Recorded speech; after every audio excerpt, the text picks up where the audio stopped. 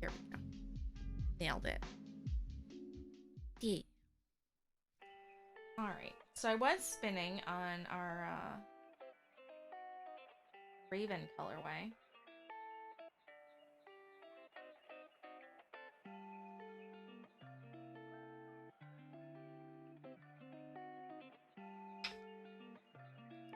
So this is for our wingspan shawl.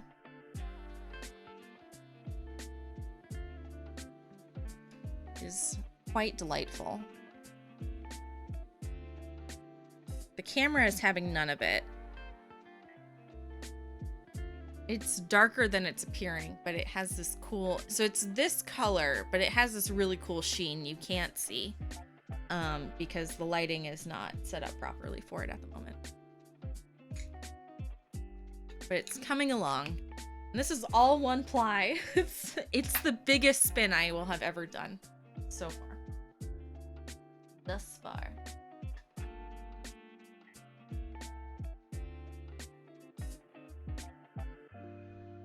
Alright, let's get the microphone adjusted.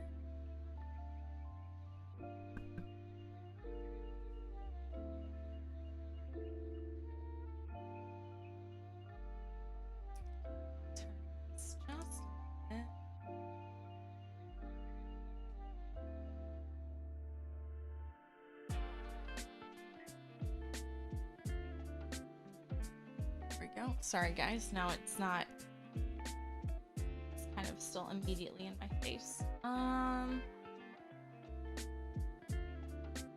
on. Here we go.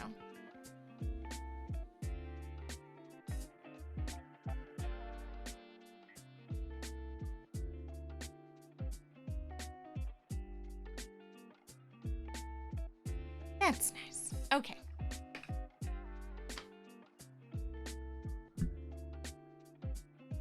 We're gonna spin the rest of our cotton candy floof. I think we were at this end.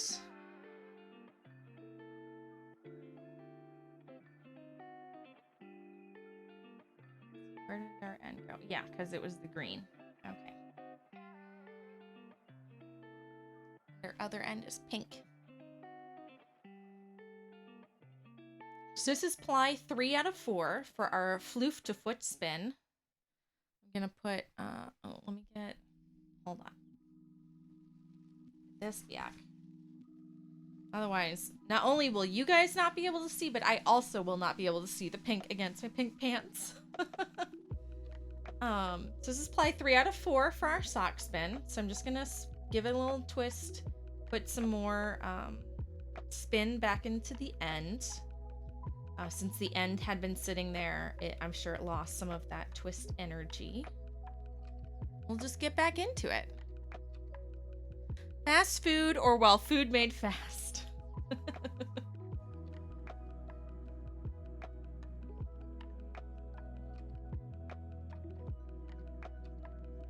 The problem is my wheel is too far over.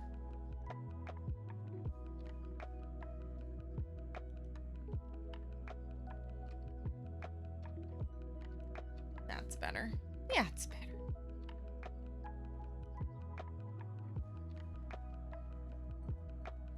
Bring some light down.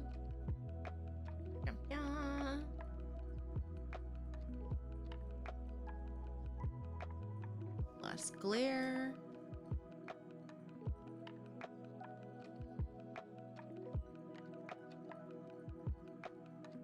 White balance, a bit more white.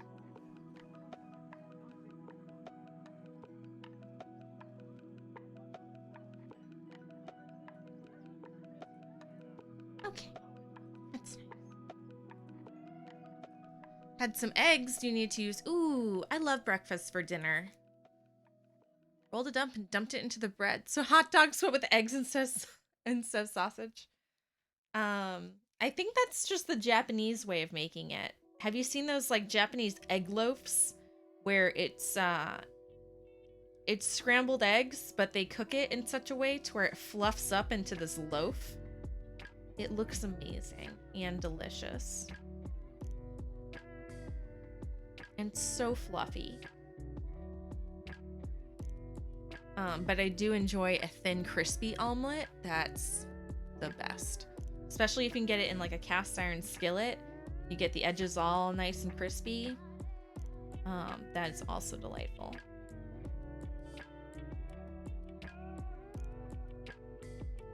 Instead of leaning into the mic, how about I just point the mic at my face? There we go.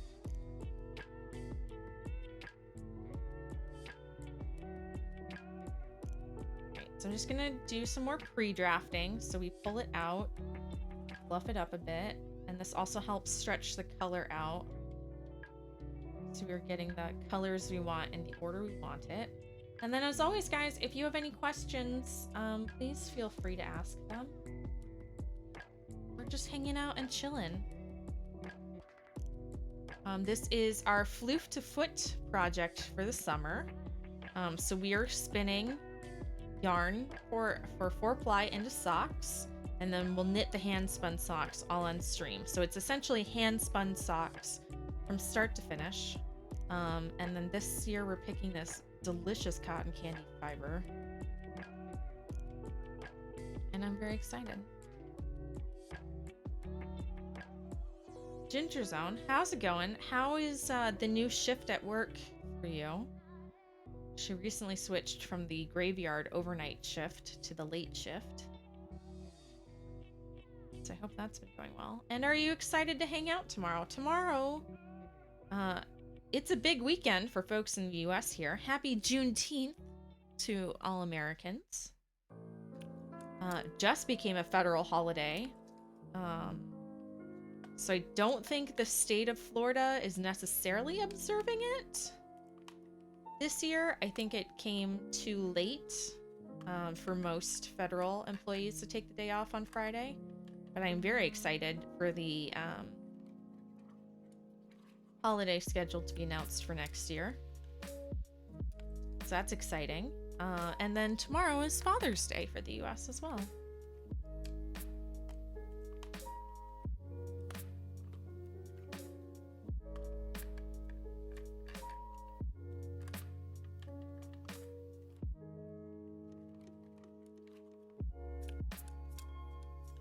We're gonna be hanging out with Ginger Zone and Mai's papa. It'll be delightful.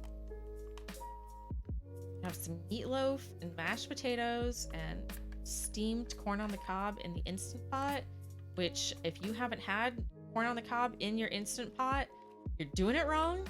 I have been converted. I will never go back to boiling my corn.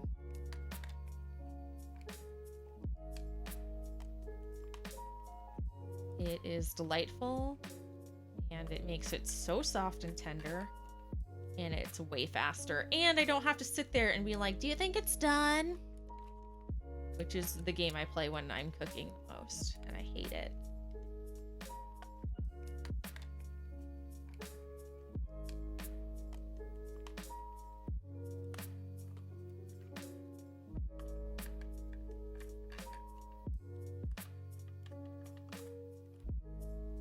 And in a rare occurrence, the stars aligned on everyone's schedules, and we're playing Dungeons and Dragons again tonight. So I'm very excited about that. So I'll be hanging out in the Discord for craft night tonight at 7 p.m. I'll be there from 7 to 8:30. People will keep going. Usually those craft nights end very late. Hinka is going to be hanging out, I believe, the whole time. It's going to be a party. Craft night is always so much fun, and the topics range wildly. Adult beverages are consumed but not necessary. It is quite delightful, but I do know it is extremely late / early in the morning for the European crowd, so I do apologize for that. Woohoo! Yeah, it's a jam-packed day or weekend, but I'm very excited because it's like all my favorite things. It's craft night, and it's family time, and it's Dungeons and Dragons, and it's hanging out with you guys and streaming, which is always an absolute blast for me. Lemming, thank you again for hanging out with me this morning. I had so much fun. We need to do that more often.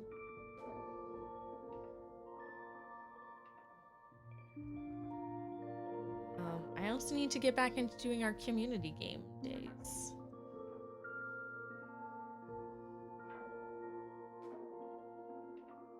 Eventually.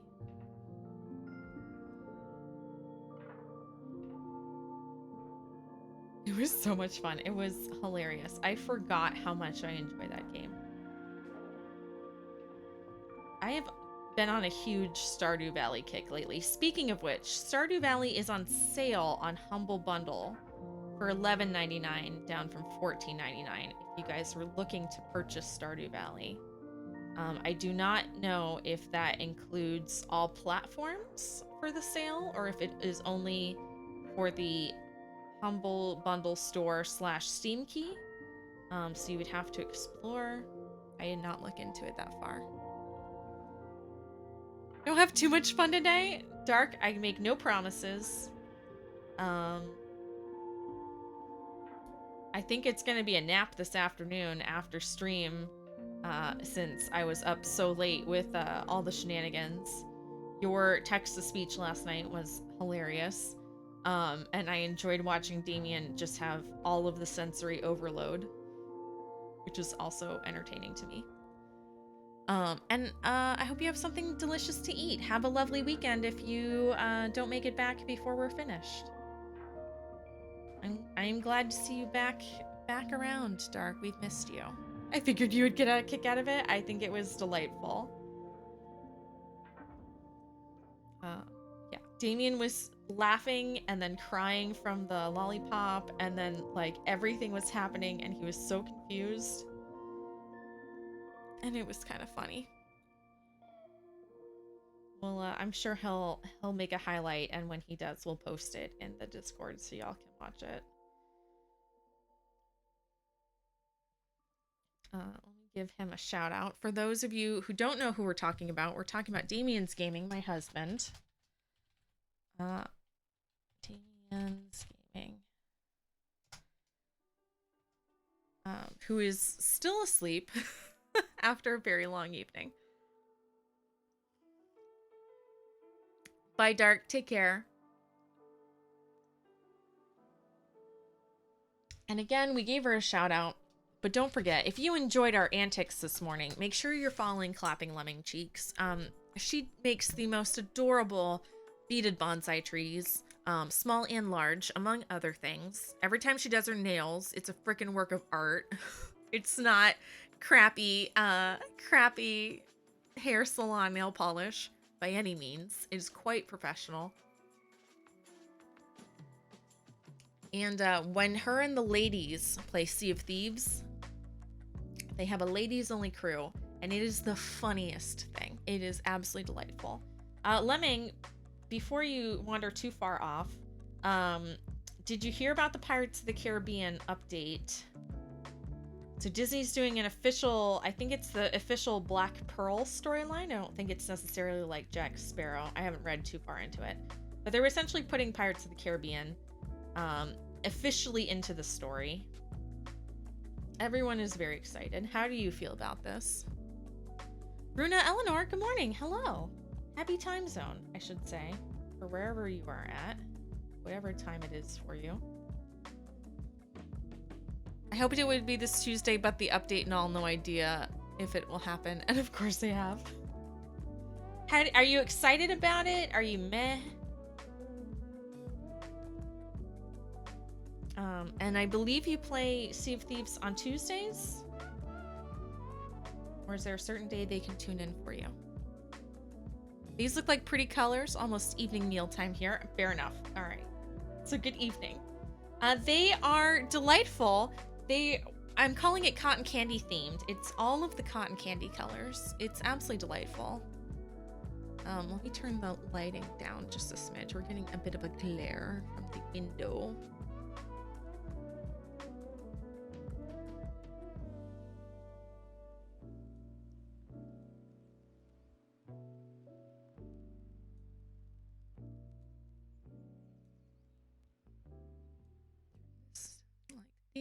There we go. That's a little better. That's a little better. Here, I have a better. So this is a finished one. It's a little brighter in real life. But those colors are pretty true to form. Unicorn cotton candy mains? Yes. Yes. And I'm here for it. So we are doing hand spun socks from start to finish with everyone. This is our Floof to Foot series. We did it last summer. We're bringing it back. So we are spinning, plying, and knitting hand spun socks from start to finish together. So this is ply number 3 out of 4. I don't know if you can tell, there's 2 more cotton candy skeins down here. So the goal is at least to finish ply number 3, if not start ply number 4 today. But otherwise we're just hanging out and chilling. I am pedaling too fast. Calm down. Hope you're having a lovely weekend. Awesome idea. Yes, we did it last year so people could kind of see what hand spun knit up to be when it grew up. Because I was explaining how like the barber pole effect looks really cool. And it was so popular, I thought we'd do it again this summer. Because it's just fun and it's very chill. In fact, let me pull up the pictures we did last summer so y'all can see. Because I love the way it turned out. I love showing it off. Objectives. Turn this music down just a smidge. It's very loud for me. Okay. That's too soft for you guys, let me know. I don't want the music to be too loud. At the boyfriend's place? That sounds nice. Hello. All right. Tomorrow your brother is coming back to the country. And he passes the place. Oh, that's nice. So you can hitch a ride. That's delightful. That sounds like a lovely weekend. I hope you're enjoying it.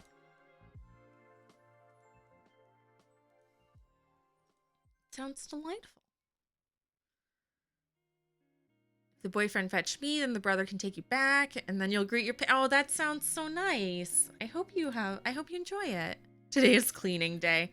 Moondoggy, if you're still here, if your kiddos do dishes, you can add another kiddo to my order. Moondoggy was trying to pawn his kids off for room and board if they would do chores, and I said yes. Boyfriend is worse at cleaning than me. My husband and I's problem is by the time it's time to clean, and we've done all the other chores, we're too tired to clean. I'll just take one. No, just to have one. I said I'd take one for the upstairs and one for the downstairs. But now I'm thinking I might need a third for the dishes. Which would check out. And then, if they didn't mind being in those old World War II bunk beds, where it was 3 bunk beds all hanging from the ceiling by chains, like they used to do on like the troop carriers and the aircraft carriers, then they can live in the laundry room and it's set. He will definitely deny, but he's cooking, so he can't hear anything now. Head in the suction device and stuff. Yeah, when that vent fan goes, you can't hear anything. All right, here we go. These are our socks from last year. Get the window pulled up. Boop. There we go. So these were scrappy bits. So they were all jewel toned, but they were all different colors. So we split them up and we spun them into 4 as even as we could make it parts. And then we plied it. So it was very fun because each section was a different color at that point. So here's us plying it and the finished product. So delightful. And this is actually pretty true to color. It is deliciously bright. So it was fun to see how, that's the money shot right there. It was fun to see how it looked extra bright here and then was toned down a bit and blended out really nicely. So we had a store-bought, well, I should say store-bought, but it's a mill-spun hand-dyed mini skein from someone else for the toes and the heels. And then we knit our socks together.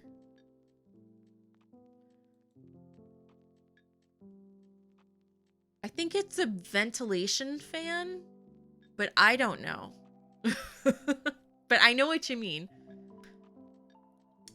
So we knit the first one up to a certain point, and then we went back and did the second one. We did a center pole ball, so we could use knit from each side of the skein and then meet in the middle, so we could use every inch of hand spun.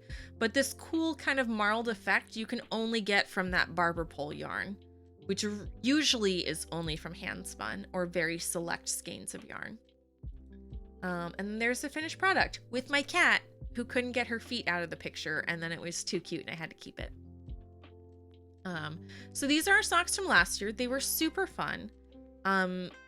Way more colors than this year. This year we picked a traditional braid of fibers instead of using like scrappy odds and ends, or a lot of times crafters, like store owners, when they're making like roving or bats, they'll have little tufts of fiber left over. So this was a bunch of leftover fiber bits. So this time we're doing a whole braid of the same color. So same thing, but I can't wait to see how it turns out.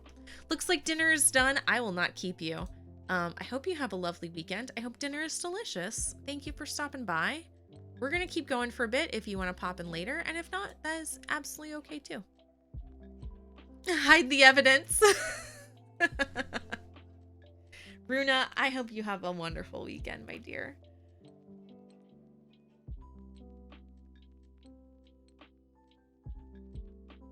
We're just hanging out. We're gonna be spinning this and knitting this on stream. I have been spinning the all of the Raven colorway, that gorgeous deep blue feathery color, for a wingspan shawl on off nights where we are not streaming.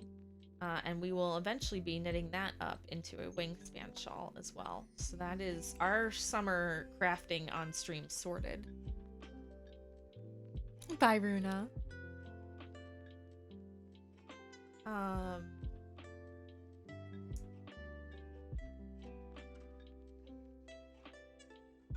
Trying to think of what else we have coming up crafty wise for the stream. I think that's it. And then I think our fall, I did get that Knit Picks sweater quantity of yarn. So I think our fall will be trying to spin up that sweater quantity so that I can knit it in January for my birthday sweater. I started that last year, and that was, or this year, that was delightful because my birthday is January 10th. So by the time my birthday rolls around, I've been doing all the gift miss knitting and stuff for other people, and all I want to do is knit something for me. So last year, for my birthday present was a sweater quantity of gorgeous yarn and mohair. And then I cast on the sweater for my birthday, and that was delightful. And I've been knitting on it ever since. It's taking me forever. And that's actually what I'm going to be knitting on while I play Dungeons & Dragons tonight, is the back of that sweater. Because it is, it's stockinette flat, but it is still easy enough to do without having to pay attention.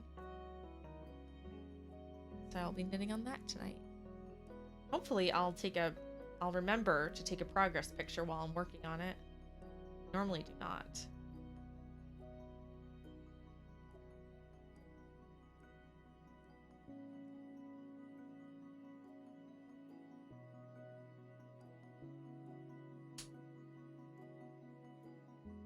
But it is the broadleaf sweater.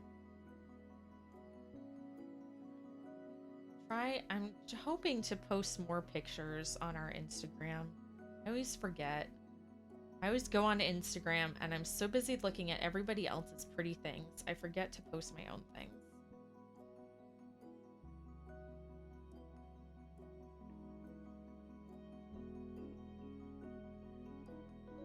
So we'll see if we can do better. For the rest of y'all, I know y'all are, I know you're lurking.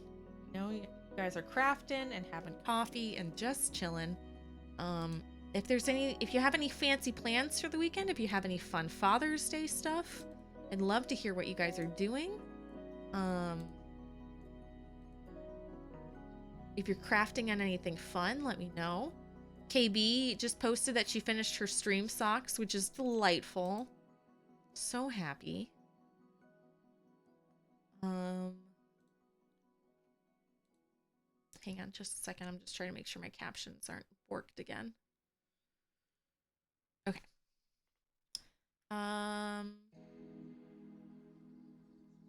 I've been just knitting on my sister sock along.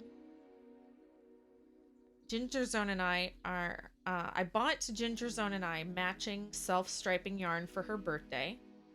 And I'm doing a little one-on-one mini class with her on how to make self-striping vanilla socks and how to do the Fish Lips Kiss Heel and help her better learn short rows for next year's Sock Madness or any other sock pattern she comes along. So we're knitting the same pair of socks together, and it has been delightful. I am almost done with the second sock. I just have to finish the first sock, sorry. I just have to finish the cuff, and then I'll be knitting on the second sock all week during meetings. Because at work I found out that if I'm sitting up in my chair and I have my hands on the desk, you can't see me knitting on the Zoom calls. It's on those big like 2-hour meetings where everyone's just sitting there and has to look interested, and I get super fidgety. I can do vanilla sock knitting. I can practice my vanilla sock knitting without looking during the meetings, and that definitely helps me stay focused and not nearly as fidgety. And I don't think that in person people would mind me if I were knitting in those meetings, but it definitely looks better if people don't know that that's what I'm doing. Had Father's Day 2 weeks ago on the 5th, so I had the family thingy and Father's Day and your grandmother's birthday. That's delightful. That's a grand old time. Granny would have been 97. Wow. That sounds like a lovely family time.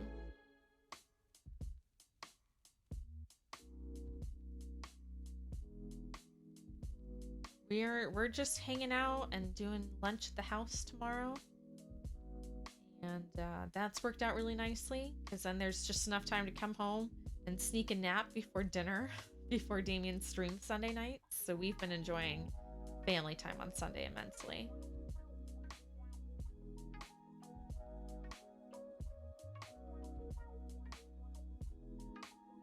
It's nice that Saturday is like the doing all the things, the socializing day, I should say. So I get to hang out with you guys. I get to do the craft night in the Discord. If we're playing Dungeons and Dragons, I get to do that. And then Sunday is family day, whether it's hanging out with just me and Damien and the cats, or it's absolutely everybody.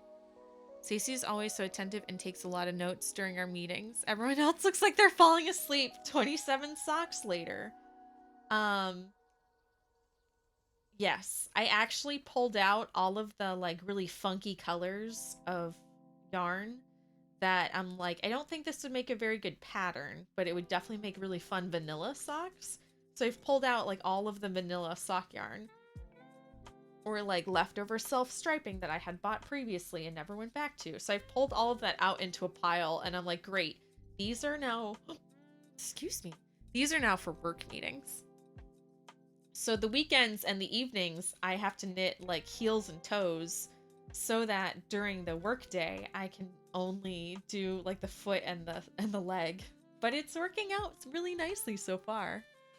Chill and all on Sundays, yeah. It has worked out very nicely. Although next weekend, I did promise Damien we were gonna do absolutely nothing and go absolutely nowhere. Because he's like, I want to rest. Because this month has been very busy for us. But it's been really nice. When I was at my old job, my temporary job for, while I was on,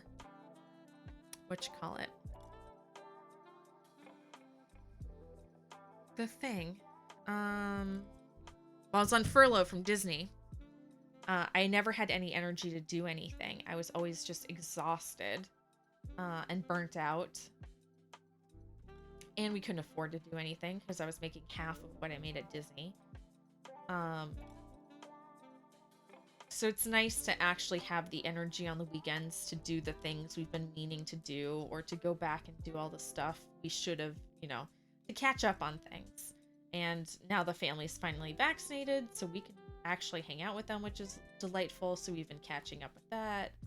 Um, so so we've been overdoing it a little bit. So next weekend, the only plan we have so far, and I'm hoping to keep it this way, is that next weekend at 2 p.m. Thank you, Ginger Zone. Next weekend at 2 p.m. Eastern time, after the stream, we are going to be watching The Princess Bride in the Discord. So that will still be a thing. I think the last Saturday of the month movie night or movie afternoon is our new scheduling.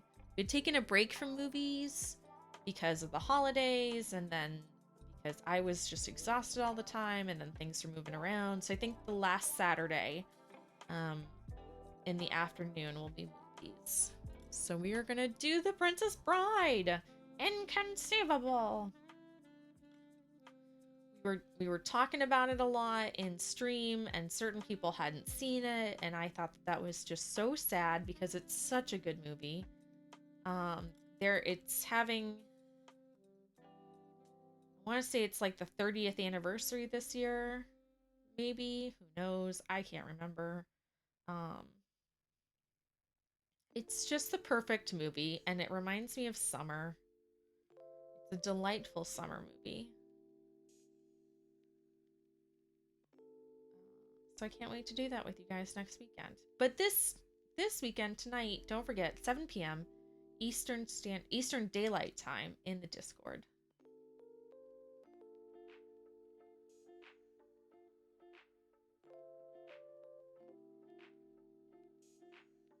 It's going to be delightful.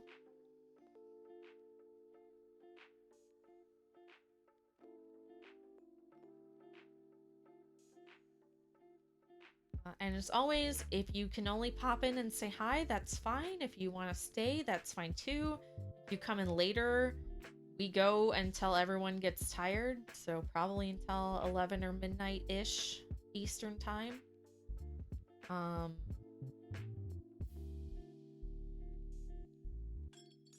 And if you guys want to have an impromptu craft night, you are always welcome to hang out in the Discord at any given time.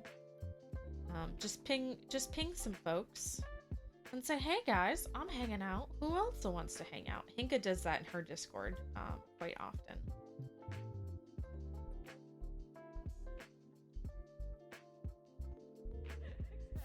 And I think I have to check our schedule, but the next time Damien is taking a night off to do planning with Talk to Me Goose and 13 Disciple, and we're not hanging out, probably on a Wednesday, I think I'm going to go ahead and stream the first couple episodes of Loki in the Discord, or go back to our Mandalorian viewing party.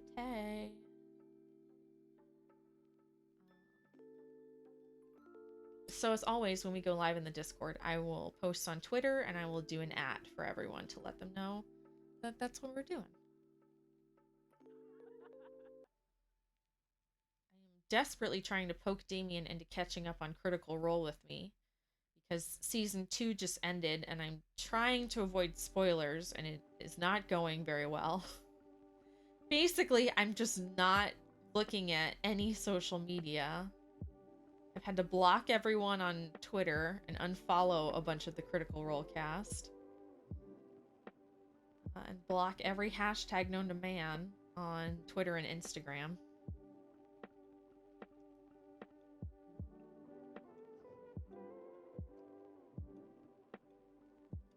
I think we watched half an episode last night. Probably watch another one tomorrow for dinner, and finish up the episode tomorrow for dinner. So I think we're only like 6 episodes behind now, or 5 episodes and then the finale.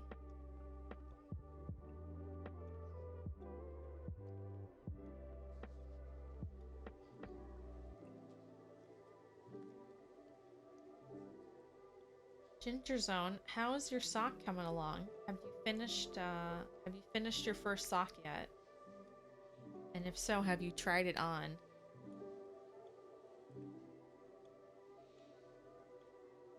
I did have to go back and I ended up undoing the heel. Because I like the afterthought heels on vanilla socks so much better.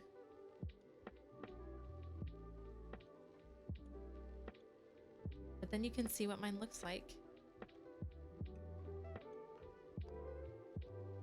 The afterthought heels just fit me better because I have such a high instep. So I tried on the Fish Lips Kiss heel and it was too tight.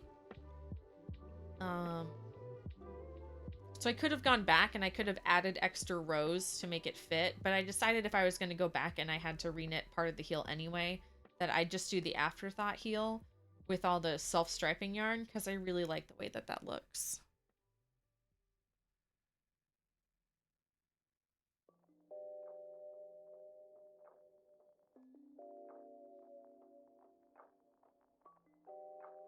I'm a big fan.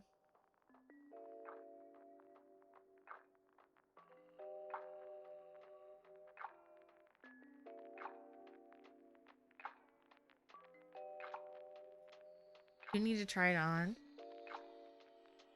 And you hope to work on it more this weekend. Good, good, good. I'll, if I remember, I'll bring it to the house on tomorrow so you can see what I did and what I mean. Also, if you can bring your Jessica Jones cowl. So I finished my Jessica Jones cowl, that one that we were making out of all of the really delightful gray and the linen stitch. And Ginger Zone is actually cast on the same cowl out of the hand spun I gave her for Christmas. And it looks amazing. And I want to try it off. I want her to show it off to the family. So if you also remember to bring that tomorrow, that would be absolutely delightful.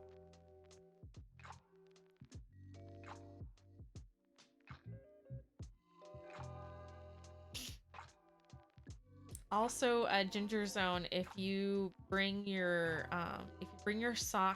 sister sock along and your needles, and you need to remember how to cast on for the toe for the second sock, I will help you with that while we're hanging out in person tomorrow.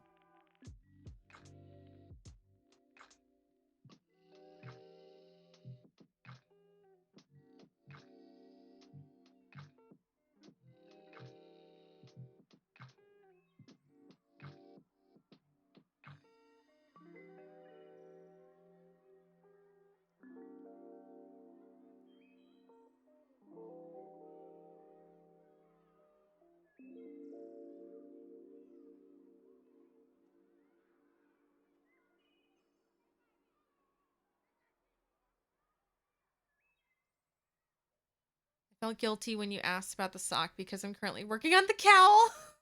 Just wanted a nice break. No, that's fine. That is more than fine. I'm just chatting with you. Goodness knows I knit on multiple things at once.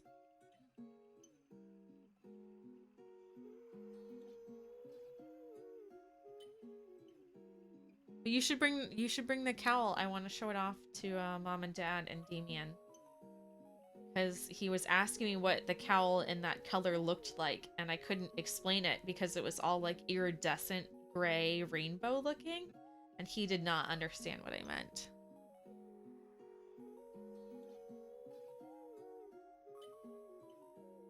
And for you guys, she's knitting it out of this hand spun. Pull it up for you, which we actually spun on stream.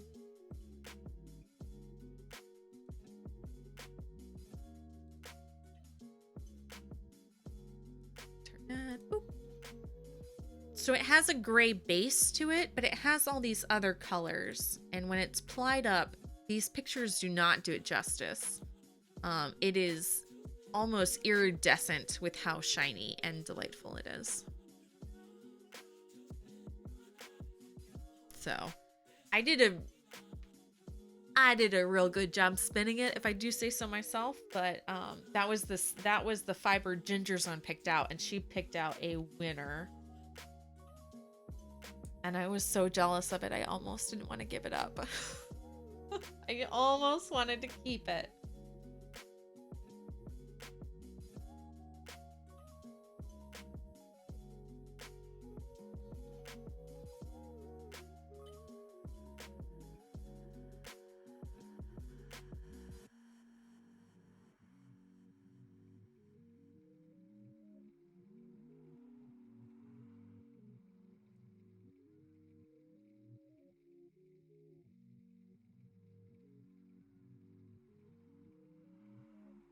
It's a sleepy house here. Everyone is asleep.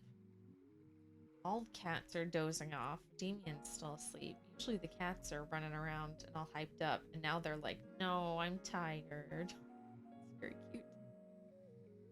Just have to make something else out of it. Mine was just practice for your own. I'll have to see if I can. I don't think she has that color, that specific color in stock. Which is fine. I'm sure I will find another similar color or something I like better. Goodness knows I have enough things to spin and knit with. I don't need to focus on trying to do a repeat, but it did turn out real nice, if I do say so myself.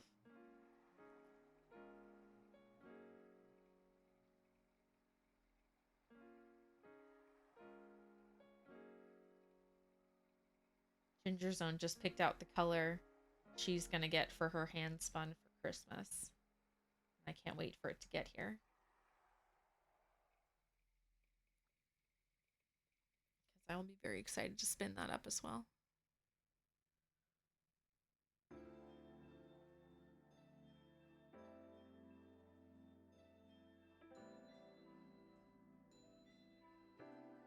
No, I haven't. I'm focusing on larger projects for me personally for spinning. So we have the wingspan shawl, so that's 12 ounces. So 100-gram skein of yarn is 3.8 ounces. So this is like 3.5 skein. I'm basically spinning 3.5 skein of yarn worth. For the blue, and I am like 4/5 of the way through the first ply. It's gonna take a little while. I can't imagine how long actually plying this yarn is gonna take. I'm gonna be plying it for days, and I'm gonna have to split it up into like 4 skeins to get it all to fit on the bobbins as well. Which is fine. But that will keep me busy probably the rest of the summer. And then we'll be spinning our sweater quantity so I can knit myself that sweater for Christmas. Or for my birthday, I should say.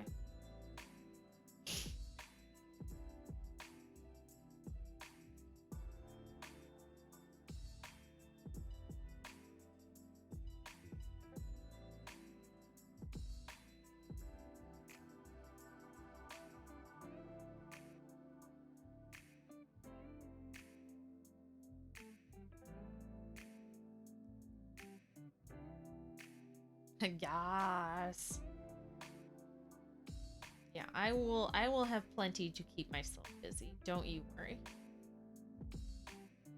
And then the nice thing is anytime I get bored of it, I can I'll just spin up like some sock yarn in the meanwhile, and that'll be delightful too.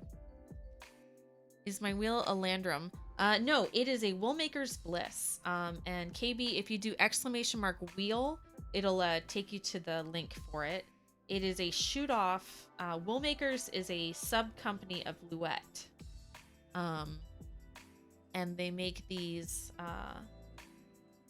a Landrum. Yeah, that's all right. I was like, a Landrum. I picked up where you were putting down. I gotcha. Also, KB, congrats on finishing those socks. I saw you knitting on them. I've been lurking all week. I can't believe that lace collar that you're crocheting for that frock. I'm in love with it. You keep me company during all of my work meetings in the afternoons, and it's delightful.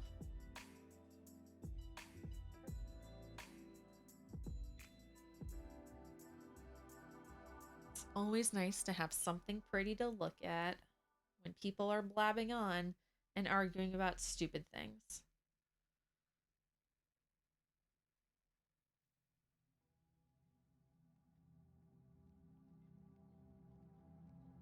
Yeah, but if you do exclamation mark wheel, it is a Woolmaker's Bliss.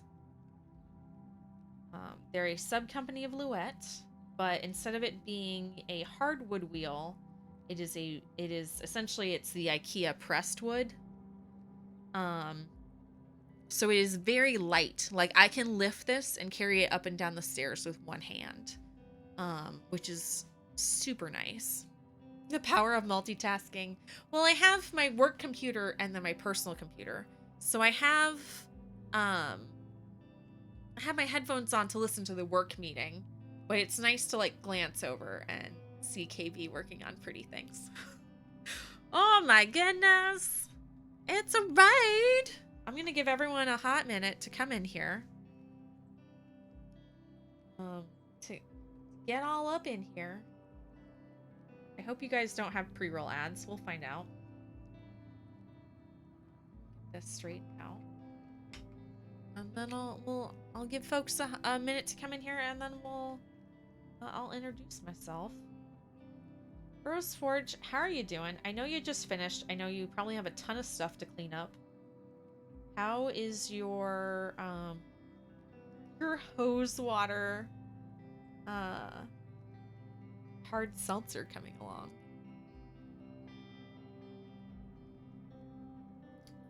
Finish up this little tuft and we'll also get you a shout out. It's going good? Excellent. Excellent. Hey guys. Hey Raiders. What's going on? Turned out fantastic. Excellent. I'm very glad to hear that.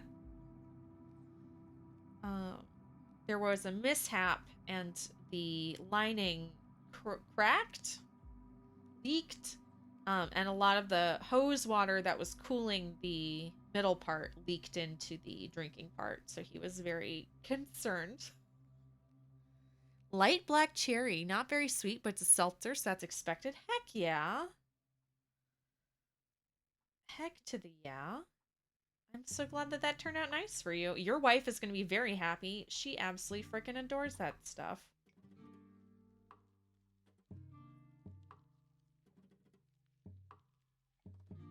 All right. Let's get all the things now that this is not going to unravel. Guys, if you aren't following Burroughs Forge, I highly recommend you do it. Delightful IRL friend. Fantastic streamer. If you want top-notch stream quality, one of the best out there. Beekeeping, blacksmithing, and recently, drink brewing.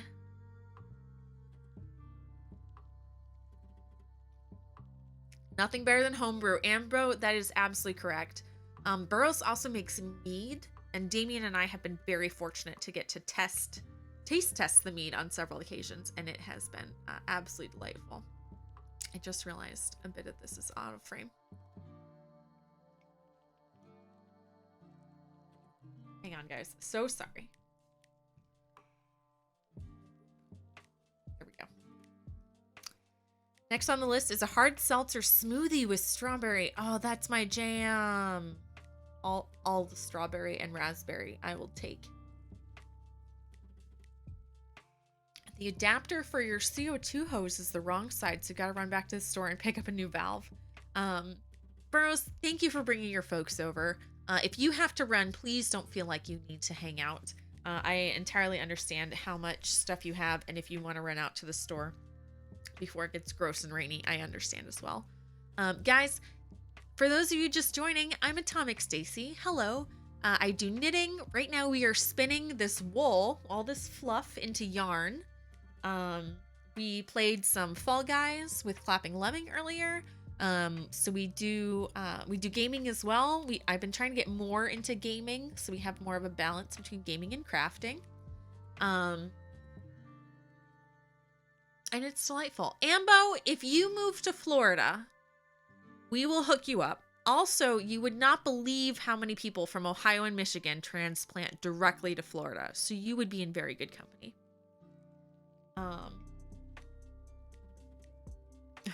Also, if you visit, I'm pretty sure we could hook you up as well.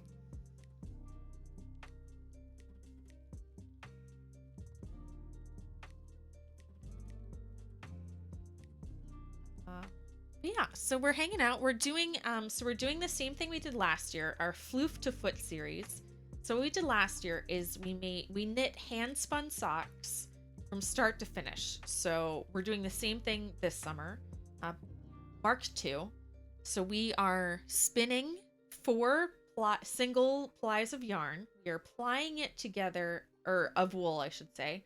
We are plying it together into yarn, and then we will be knitting socks out of this hand spun yarn. So this is ply number 3 out of 4. And we're just hanging out. This bit is the last of ply 3. So we're definitely going to finish up ply 3 today. And then we might start ply 4, depending upon how things are going.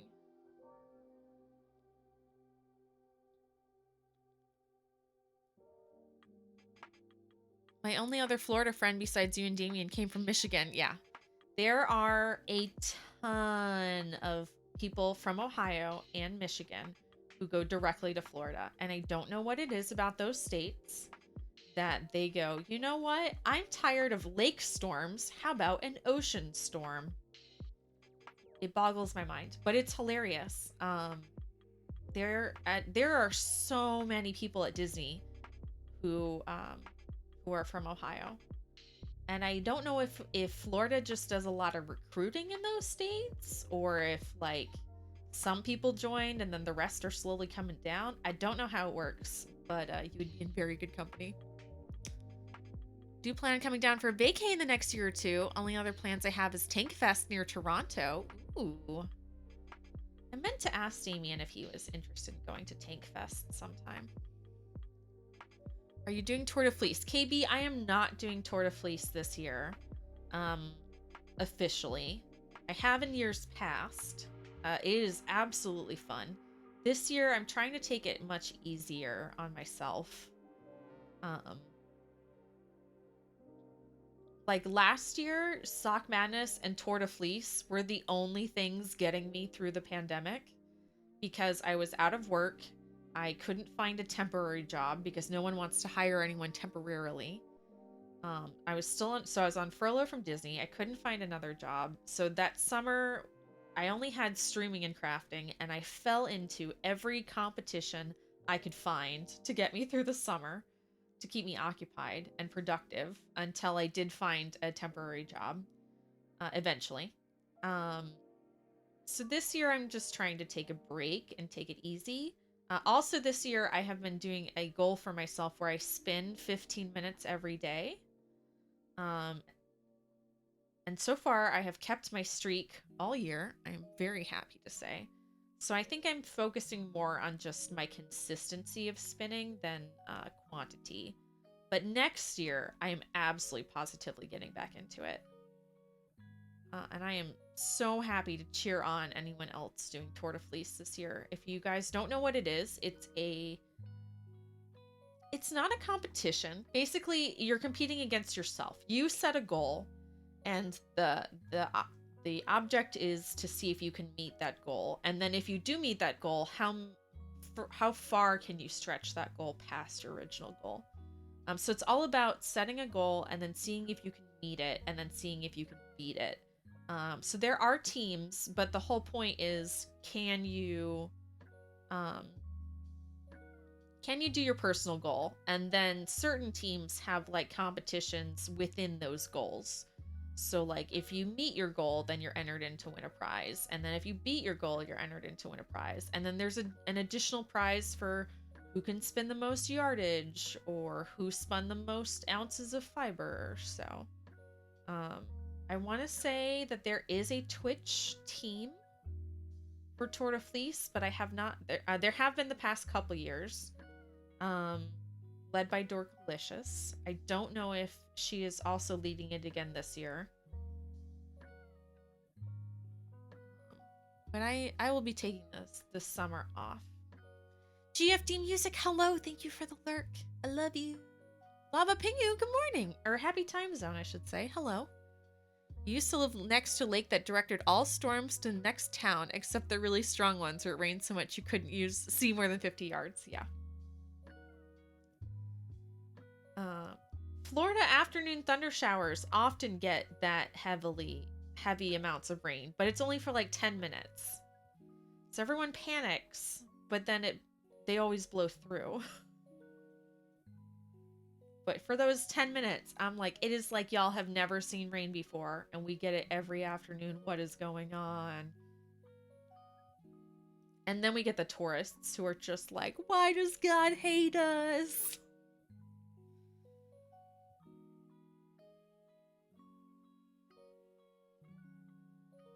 And then it blows over and everyone's fine.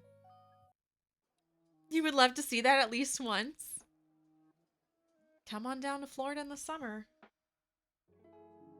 I have a 60% chance every day of that happening. Although it has taken quite a while for our regular afternoon thunder showers to kick in recently. Like last year and this year.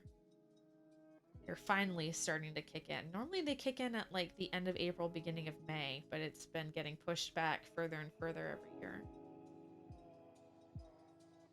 And then right now there's a storm in the Gulf of Mexico, so we're getting just constant cloud cover and kind of sort of scattery rain all weekend, or all week, which is delightful because we've been in a drought, so I will take it.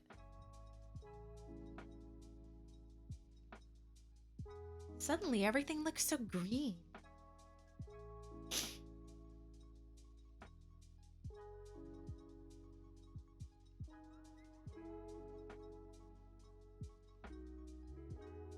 Let's see when they allow the intercontinental travel first. That would be key.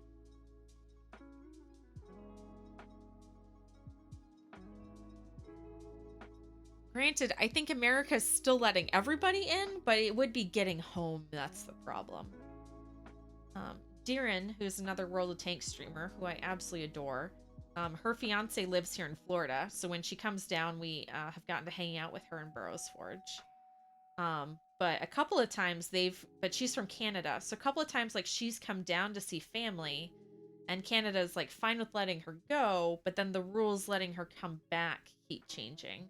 It's like at one point they had to extend their stay by like 2 months because the rules were so harsh when they came back that it was almost impossible.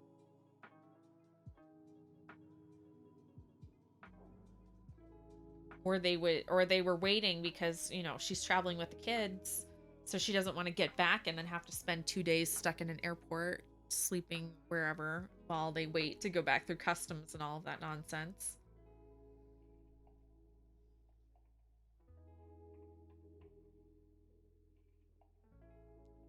I get it, but my goodness, has it been hard on people who have significant others in other countries.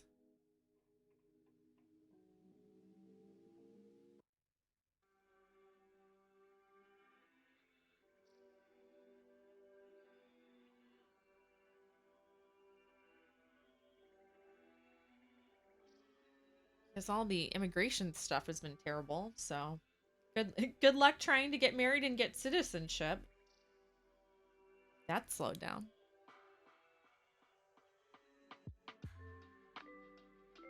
But soon we'll have different things in place. Although I hope it never truly goes back to the way it was before. I hope it gets a little better.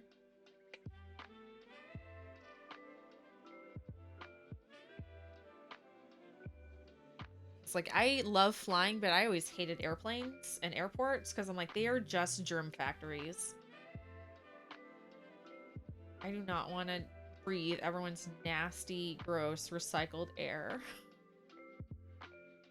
So I would sit on the airplane and then just, you know, sweat the whole time because I didn't want that little personal air blowing on me. Because I'm like, just put the germs in my nose.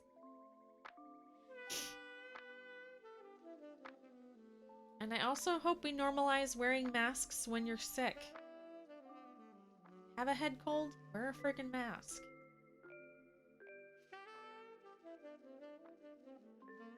I haven't had a head cold since 2019, and it's been lovely. I stay at home anyway, so it hasn't really bothered me except when I need to go get food from a restaurant. Moondoggy, I have loved being able to cancel things. Being like, oh, I just don't feel comfortable right now. I don't know how I'm going to get out of going to social stuff when COVID's not an excuse anymore.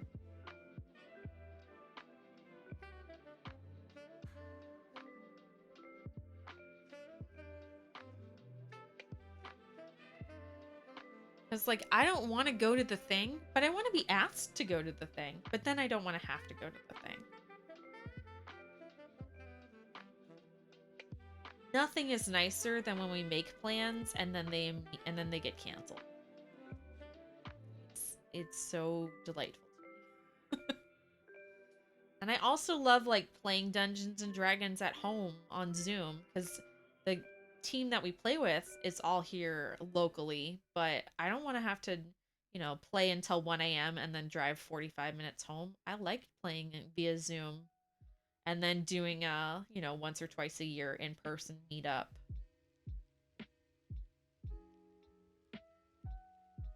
I can get behind that a lot. I think after next week, Finland starts letting people in if they have proof of vaccination or you have already gone through the sickness. Okay. You got your first shot at last? Yay. My husband got his first shot finally on Tuesday. They've opened it up to everyone, but we've been having a hard time being able to make a reservation because everything is either booked or it's walk-ups. And he already didn't want to get the shot, so he was not going to sit there for 2 hours waiting in line for nothing.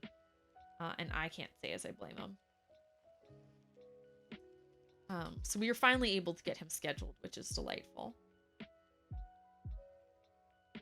And I'm not even mad about it. I would much rather, you know, there still be a hard time getting an appointment and a huge demand for the vaccine than having problems that some places have where, you know, they have all this vaccine that's going to go bad and no one wants it.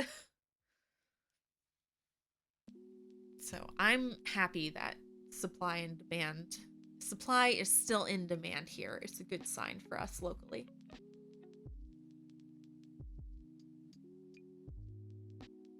Because I think only like 45 or 50% of the state has been vaccinated.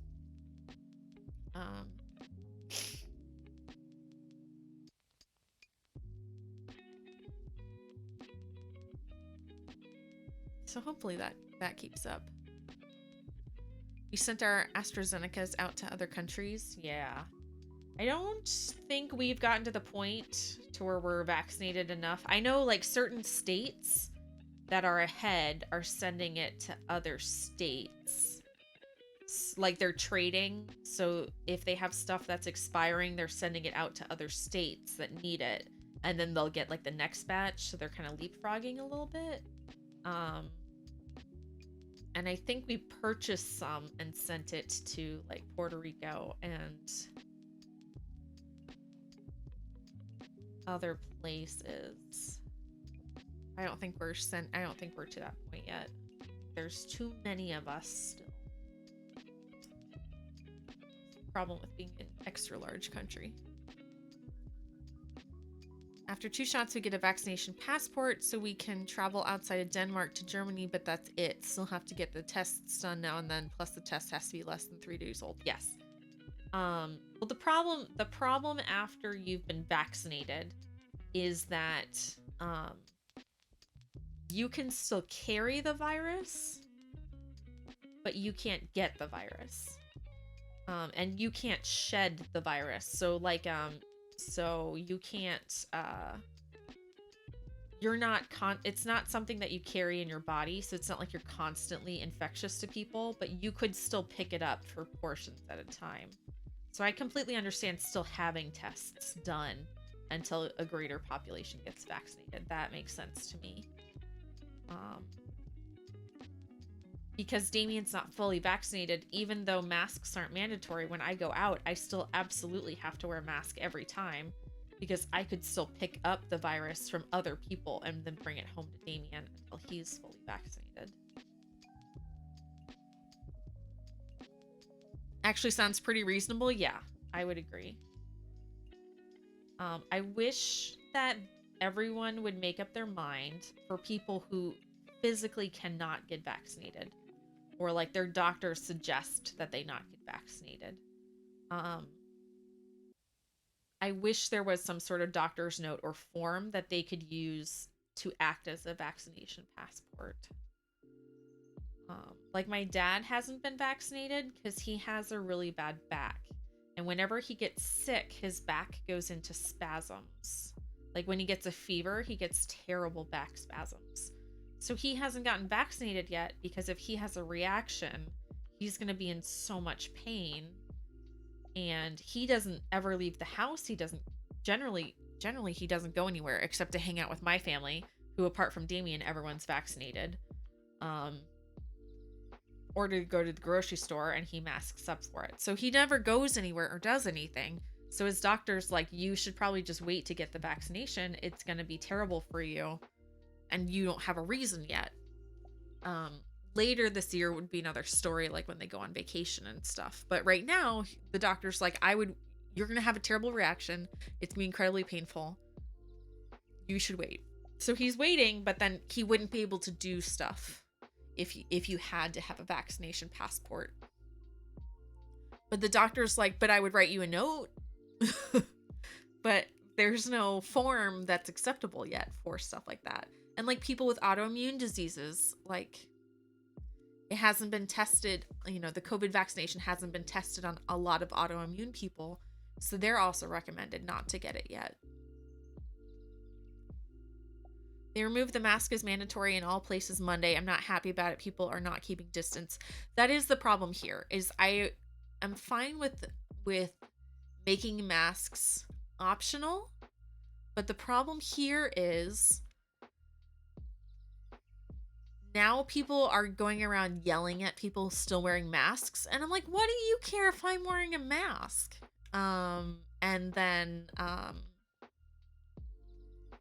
And then people aren't keeping distance if they're not wearing a mask. And honestly, some people are just too close to me, COVID or no.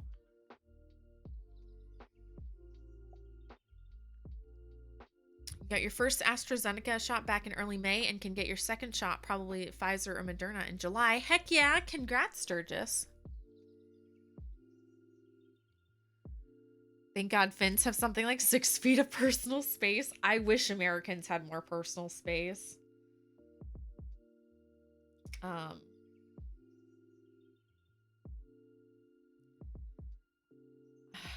wish.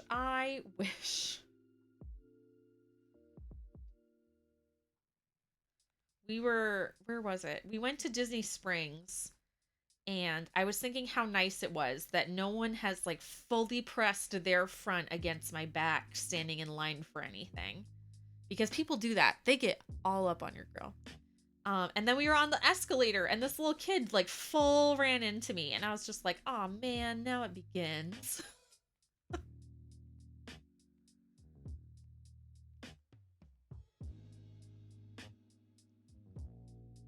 Yeah.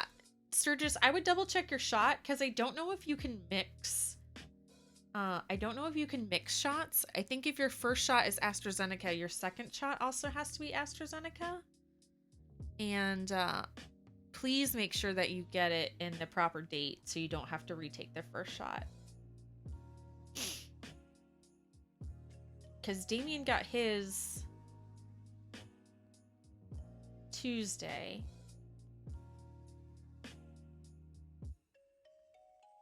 And his is like, his next one is in July. Okay. For the second shot is good. Perfect. Excellent. I just worry about you, my dude. I want to make sure it counts. I want to make sure that you're all set to go. don't want you to put in all of that work and then it doesn't, and then it's all for naught. Yeah, I think they have to be, like, I think it's a 4-week thing. Damien did hate it. It made his arm extra weird.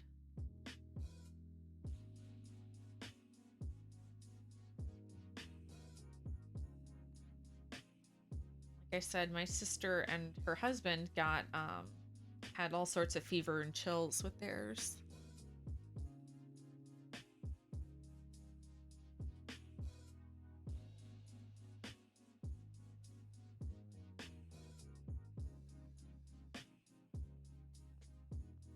But it's still better than getting COVID.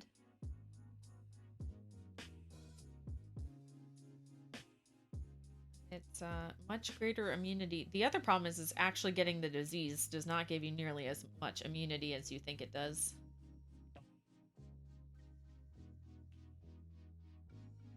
Which is a darn shame.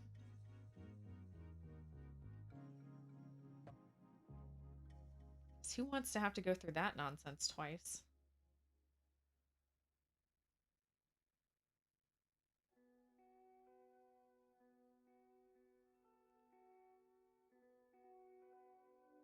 A high fever after yours, but you get that from flu shots every year. Okay, okay.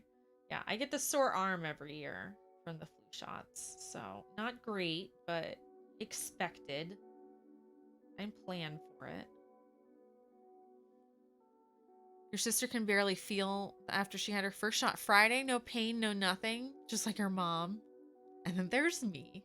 I had no reaction from either of them. I did feel a little extra fatigued. So I could definitely tell like my immune system was kicking in because I was more tired.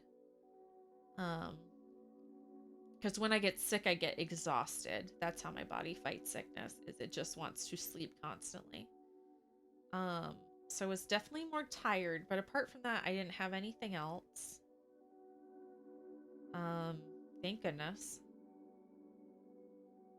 Because I would not have been able to take off of work to accommodate for any symptoms at the time, thanks to my old job and how stupid they were.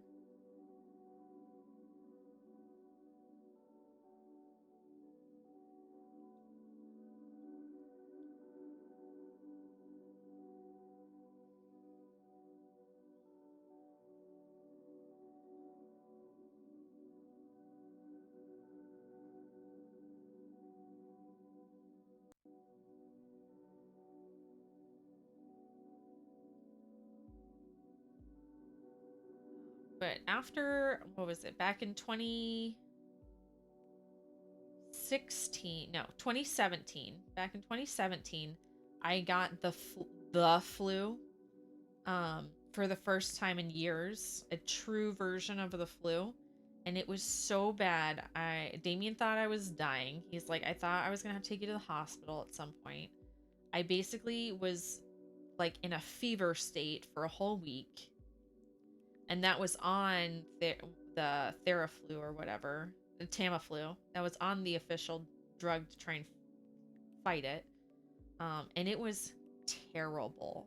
I couldn't breathe. I couldn't sleep, but I also couldn't stay awake. So I was just in this like fever dream dozing for a week. It was so bad I had to make Damien sleep in the guest bedroom at the time, because I didn't want him to get it. And I kept waking up in the middle of the night, and I was constantly either freezing or boiling. I could not get comfortable. It was terrible. And ever since, I'm like, no, flu shot, everything else, let's go. Load me up. I'm not doing that again. And then I can only imagine what COVID would be like. Stole your energy for a few hours. It's not bad. Did I just knock in? I sure did. I'm gonna have to figure out something else for this camera. Oh, there we go.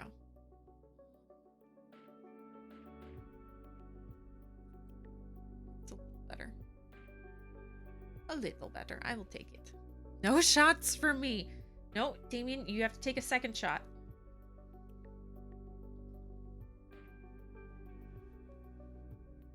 But I also work in a very public location, so I am much more likely to catch the flu or anything else than anyone else in my family.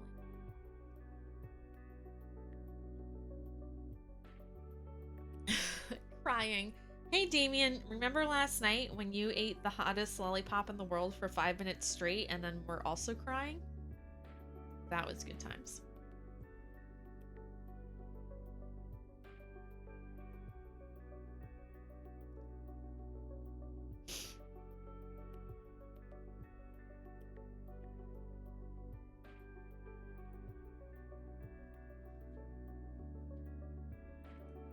Ah, I remember it well. It was like it was only last night.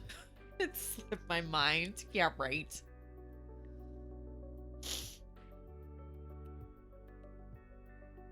Somehow, I don't think it did. I have a feeling.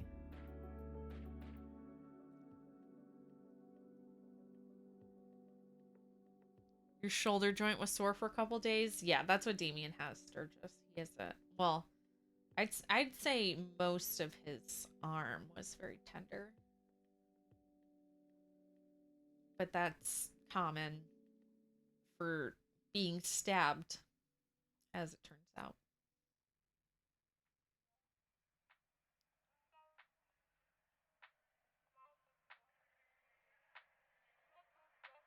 Although this vaccine has a lot less liquid in it than the general flu vaccine. Um, so it is not, I found it was not as bad as the regular flu.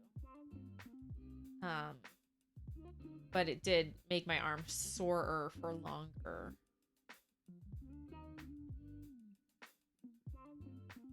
A dull pain.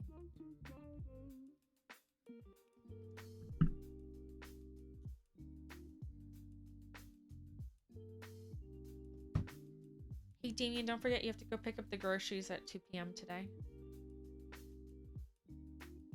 Pretty please.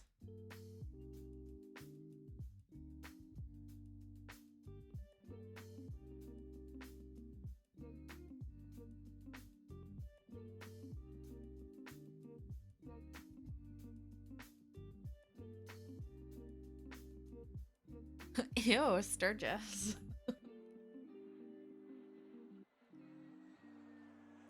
Too. I forgot. I know. That's why I said don't forget.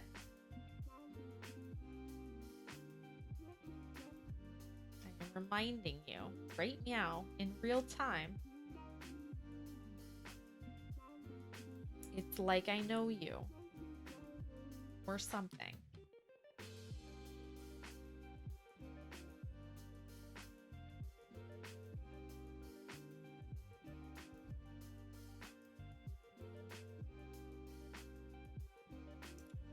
Peoples, don't forget that tonight is craft night in the Discord. And don't forget, you don't have to be a crafter to come hang out. A lot of people will be knitting or crocheting or talking about what they're working on, but it is absolutely not necessary to be a crafter to hang out. Just like this stream, you just have to put up with a lot of craft talk. But we're gonna be hanging out, doing the thing tonight at 7 p.m. Eastern time. And then next weekend, next Saturday at 2 p.m. after the stream, we are going to be doing a movie day for The Princess Bride. I'm very excited about. Damien, can you do exclamation mark Discord while you're lying there in bed being adorable?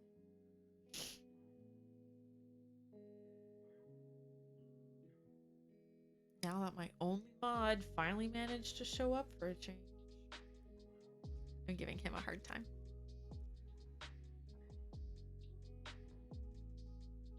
Although he might have moved to the bathroom and then we're all out of luck.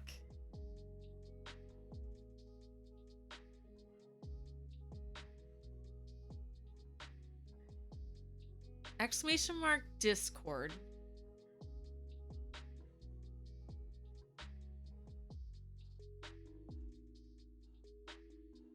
There we go. Mod. If you guys are not part of the Discord, please feel free to join. That's where I post all the announcements when we're going live or when we're hanging out, when we're doing the thing. And then the craft night will also be in the Discord this evening, as well as the movie night, movie afternoon, movie time. There we go.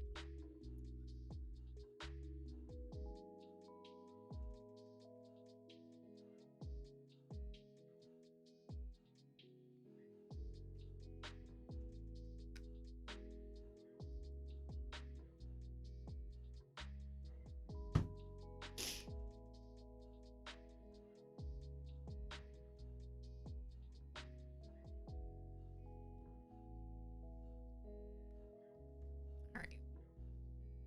My hair will not be tamed today. Just got a haircut and it has not settled. Calm down. I'm trying to think what else has happened since we hung out. This week we've been doing a lot of gaming. We played Stardew Valley, which has been delightful. I want to make sure that we kind of get back into Tuesday nights being gaming nights. Thursday nights will be question marks, depending on how I feel by the end of the week. And then our Saturdays will be either a combo or just crafting, like it was today. A combo, I mean. I kind of like having a little bit of structure. So we're trying to get back to that a little bit. Exciting things in my personal life. I bought a weighted blanket. And it's delightful. I slept so well last night, but I did not sleep enough. And at one point, Damien said that he tried to roll over and put his cold feet on me, and the blanket acted like a barrier, so double win. Because then he couldn't roll over and wake me up with his cold feet, and I stayed warm.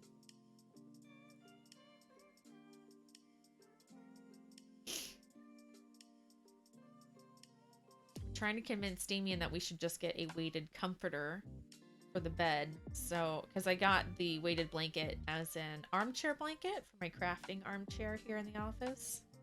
But I've been carrying it back and forth between the office and the bedroom every night.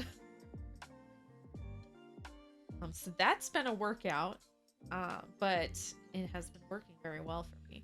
But then I can just keep one in the office and then one in the bedroom, which would be preferable.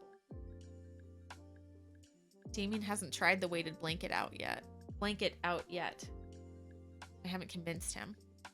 You can have my sleep schedule and you wouldn't have to worry about sleeping enough. For Hulk, I don't want it. No means no, man. And hello, how are you? How are you doing today?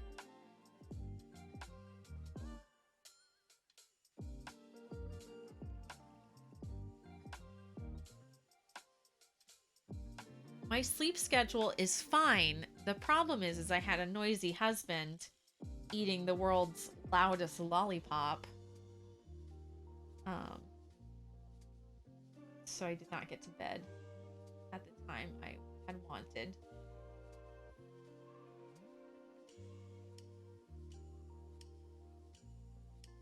His hair is drumming bananas today. Not cooperate. I would say just peachy, but I would be lying. Aw, I'm sorry, dude.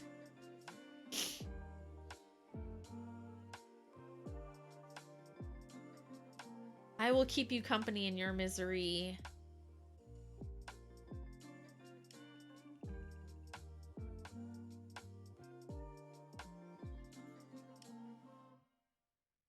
Damien, while you're in bed, roll over and try out that weighted blanket.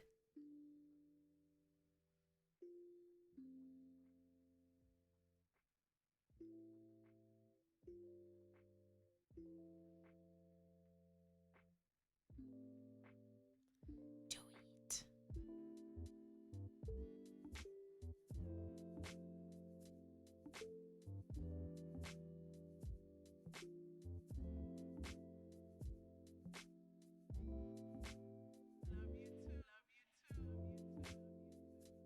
We really have a whole lot else going on this weekend or in the gaming household in general. suits me just fine. Mommy taught me to share. Figure out how to share my pain. I would keep you company. I already am married to Damien. How much more pain do I have to suffer?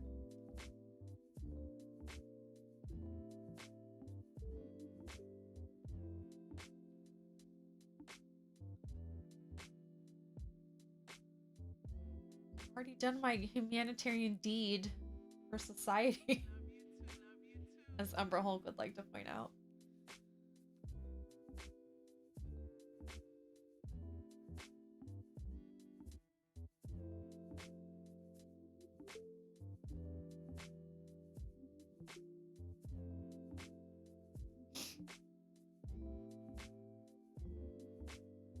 Clipping that for later.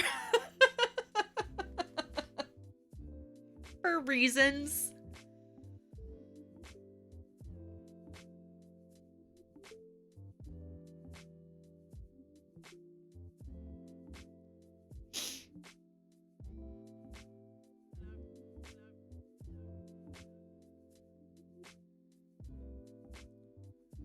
To listen to Damien.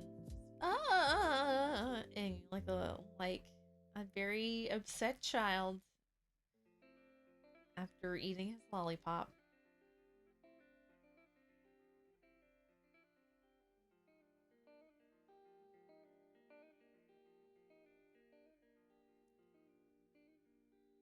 I really hope he's done with that devil's toe thing because it's disgusting and the paper stick is disintegrating and the Tupperware that it was in is ruined. See, Damien Gaming is a pain. Is a pain. But he's got a very cute butt. Makes very good spaghetti meatballs. Stay.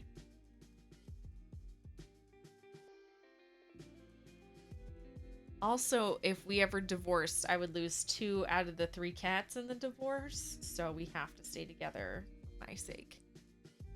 Castle Rock, hello! Good morning. Bearded Otter Gaming, hello! You're not falling over anymore. No, we found a more stable situation. We're not playing Fall Guys. In which I did a lot of falling.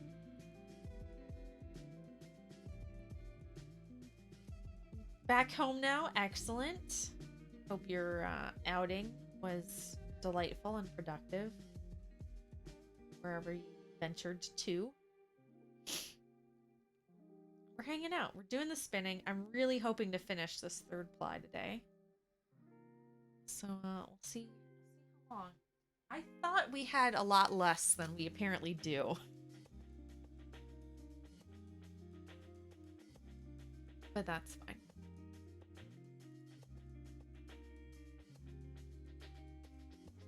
It looked fun. Oh, it was good. The beans shall return at some point. Yes. Yes. I need to play more of that game because I always play it and it's so much fun. So maybe we will make it a reoccurring thing.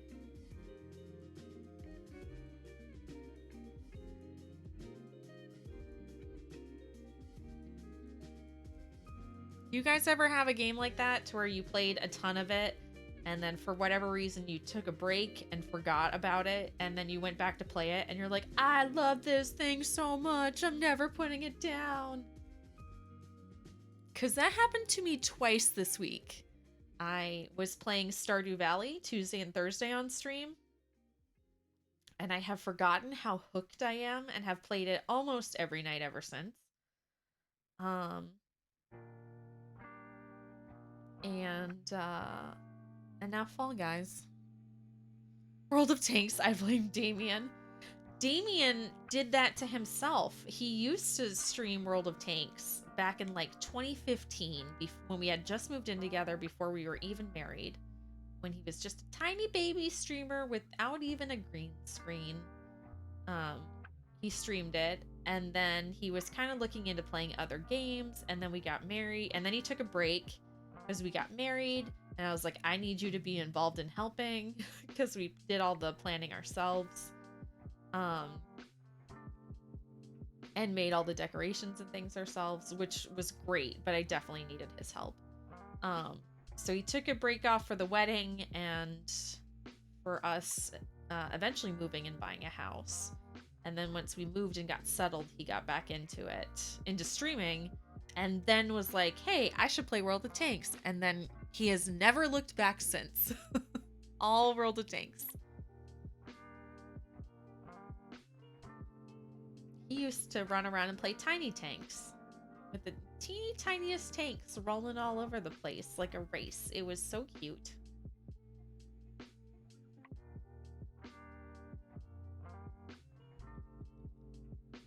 Look out, peeps, she's a stalker. Umber Hulk, she was here first. We were playing Fall Guys all morning. You're late to the party. I think in this scenario, you are stalking her. Need to get you into Sea of Thieves at one point. I don't think I can. That game makes me seasick when I'm watching other people play it. So I love having it on in the background. I love listening to it and then like glancing up to look at certain times. But like I can't watch it like TV. Like I can't watch other people play it. So I don't think I would be able to play it very well.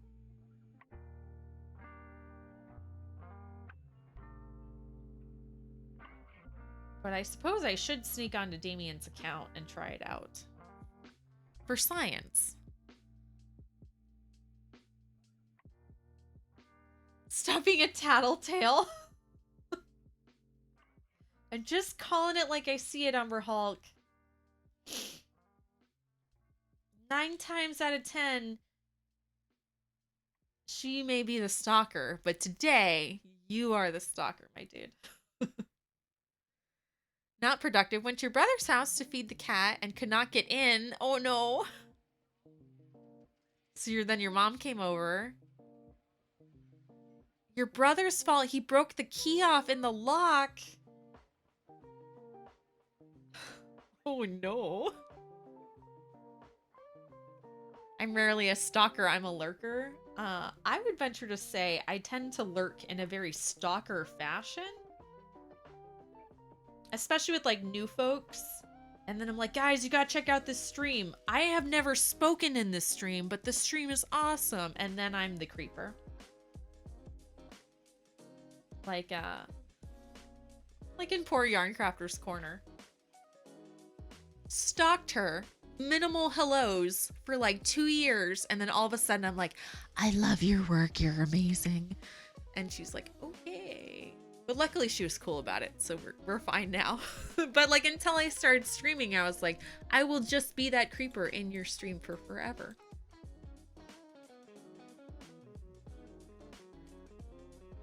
I was very content never ever saying a word. Forever.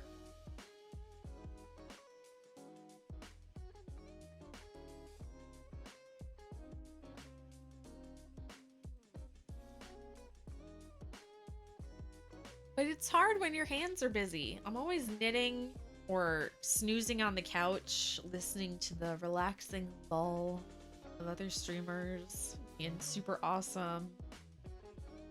Or spinning. Nobody got time for that.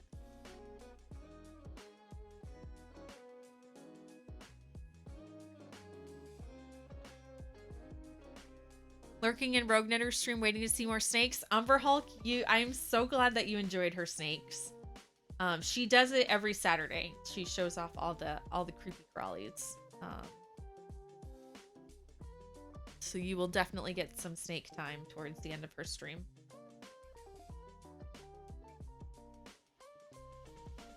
Some danger noodle action, some nope rope.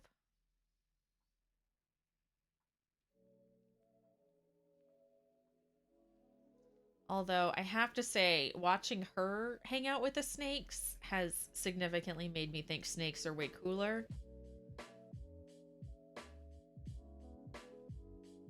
I've always been like, all right, cool, you stay over there and I'll stay over here and never shall we meet. But I'm beginning to be like, maybe they're not so bad.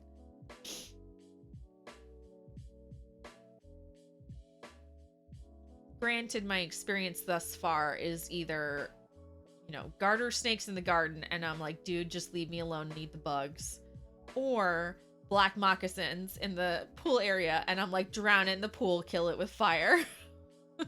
There's not a lot in the middle. They're either completely harmless or super terrible. You really want a hognose snake? I kind of like their little noses. Their little cutie eyes. I kind of like them.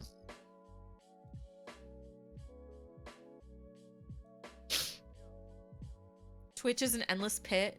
What? Snakes where? This is something I gotta see. A pit of awesome. It is a pit of awesome. I'm gonna give her a shout out. We're probably gonna end up rating her. It's Rogue Knitter. She is a delightful makers and crafting streamer, mostly active on the weekends. Especially now that it's summertime, because they do kind of have not a farm, but they live in a farmhouse, so there's a lot to do in the summertime. So she's taking it a little easy on the streaming side at the moment, but she does stream Saturdays and I think Sundays on the weekends. But Saturdays in particular is always, and she's always crafting, so it's always knitting or crocheting or spinning. And then specifically on Saturdays at the end of her stream, she shows up, her husband comes on, and they show off the latest snake collection. They're accruing pets at a delightful rate. But they actually, their latest snakes that they got have all been like surrenders from other people.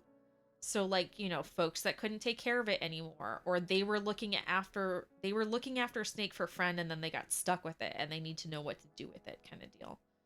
So they have been adopting a lot of noodles. They're very cute.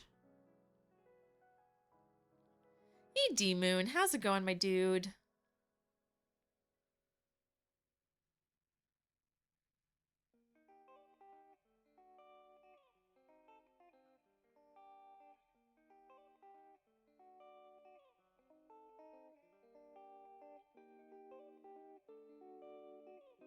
You're hanging out, spinning some yarn. Might be rescuing some chickens soon. Heck yeah. Well, did you say that you were getting a new coop, KB? Or you've already expanded your coop? I forget.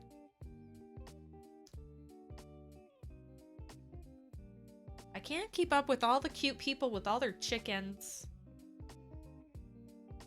We cannot have chickens in our backyard chickens in our county. So, living vicariously. Waiting my turn for a massage. Ooh. Ooh. I need to get a massage. It's just the county ordinance, because most of my county is suburbs. And there's not a lot of open space, and all the backyards are so small and butted up to each other.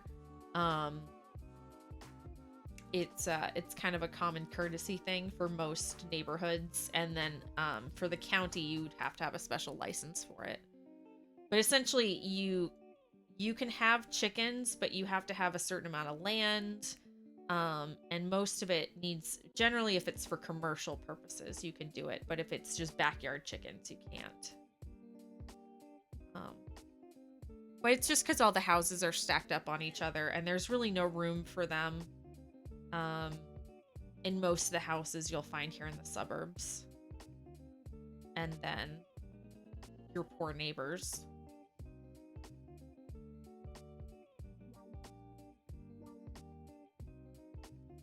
It does make sense. It's a shame for folks that do have more land, because certain areas, especially if you have an old house with a lot of land, it's a shame that you have to jump through so many hoops. Like if it were neighborhood to neighborhood, I would understand, but it is kind of a shame that the county is so strict about it. But it also makes it easier to regulate, and because there are some commercial chicken farms around. So in case there is like a case of bird flu or something, it also makes it easier for them to regulate, because then they know exactly which houses have chickens and where, in case there were ever a situation that breaks out. So I understand having to register it. I just, sometimes the hoops make me go, They do need living space, otherwise they can go really feral. Yes. Yes. There's a lot of people around here that have like dogs that I don't think should have dogs because they never have a yard. Especially for the big dogs. So, you know, I feel bad enough about people with dogs, and you can take your dog on a walk or take it to the dog park. You can't really take your chicken out to like the local chicken run.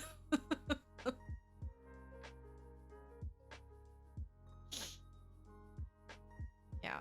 All of the houses here in Florida have such small yards, but they have huge parks you can go to.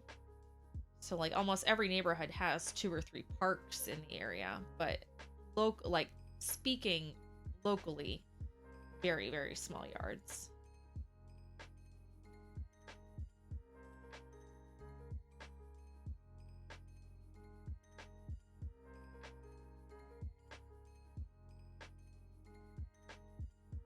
It's easy to imagine that amount of work. I've got this lovely small X farm that I'm aiming for.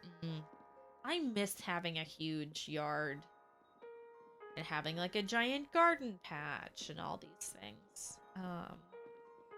Granted, I'm terrible at gardening, so maybe it's for the best.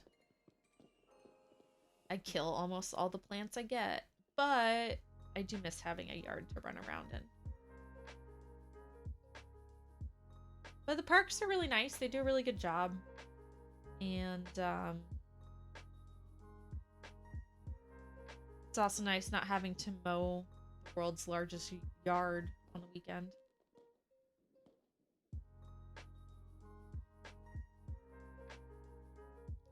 I once killed a plastic cactus.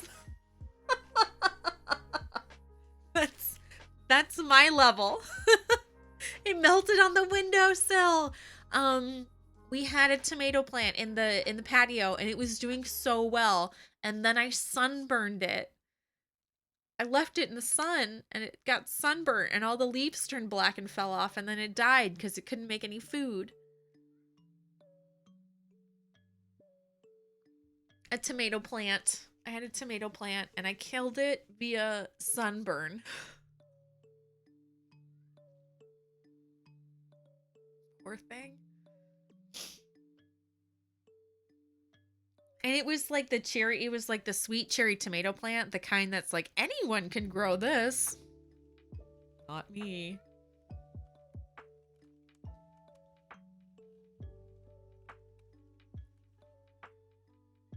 I do have a basil plant that I've kept alive for a record amount at this point.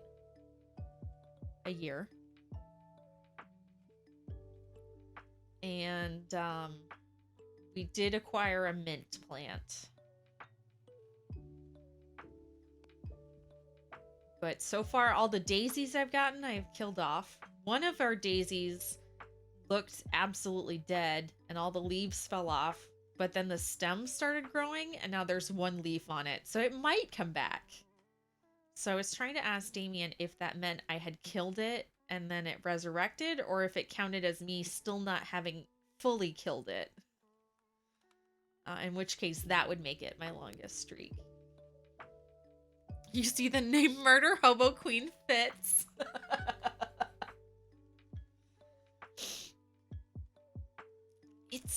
It's so sad because, so my grandparents were flower farmers.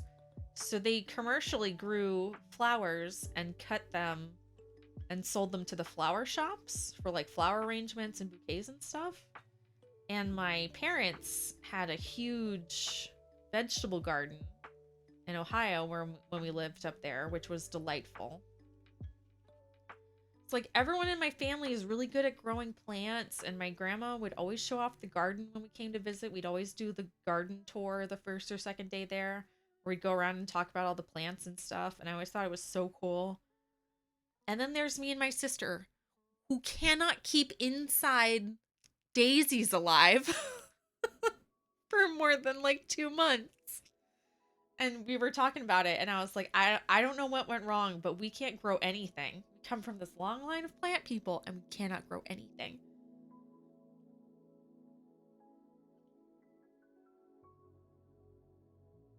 Your ex-fiance had this really hard to kill plant that survived with her through 3 moves during the winter. 1 week alone with me, and it died.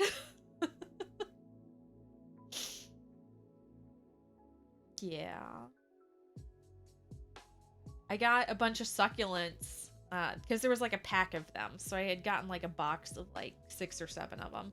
And I put them on the windowsill, and they're like, "Oh, put it somewhere that gets partial to full light." And I was like, "This is perfect because it gets light all day, but none of it's direct." And they're like, "And then water it once a week." And I went, "Okay." And then only 1 of them has survived, but it did have a baby. So now I have 2 of that plant, but done killed all the others. There are now 2 farms in my family. Like, how? Yeah, the green thumb definitely skipped a generation with me and my sister. We were both commiserating about all the things we've killed.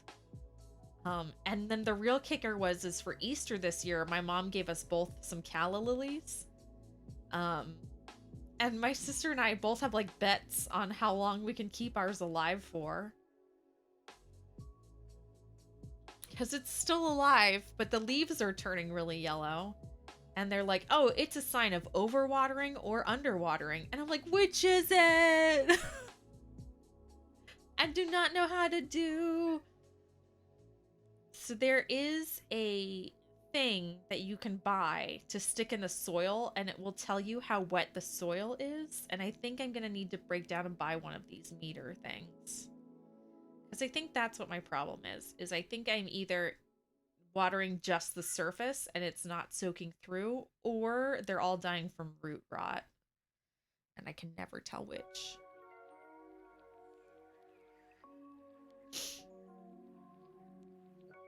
But it's the same problem I have cooking. My biggest problem when I cook is I don't know if it's done. How do I know it's cooked all the way? It's the flower version. Get a cactus hard to kill unless you overwater them. Bearded otter, just you wait. Just you wait. I killed off all the succulents.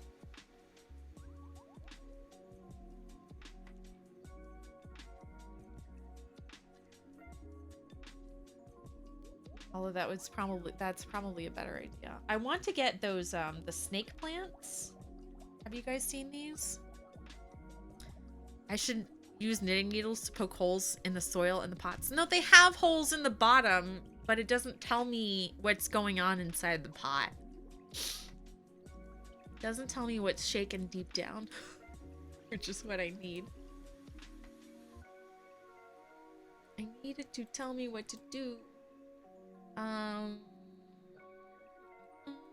Snake plant.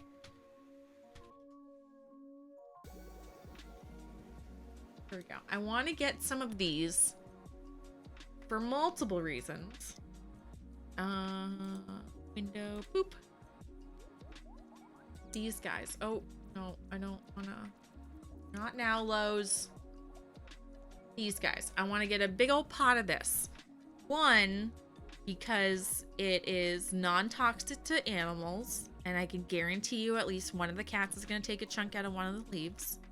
2, it cleans the air. It's one of those specifically indoor plants that helps with air quality and allergens, which I need. And then 3, they're apparently harder to kill. So I need to get some of those. Oh, in the soil, not the pots. It compacts the soil, and at some point the water sticks to the compacted soil and evaporates mostly. Yes. Okay. Yeah. Okay. I will try that. I think the problem is they never live long enough for the soil to get compacted. I don't think that's my problem. It's called Silvermore's Sharp Tongue.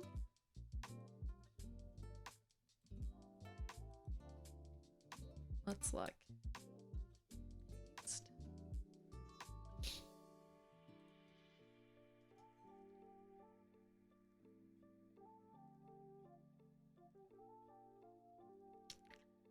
Silvermore's Sharp Tongue. I like that. I like that name.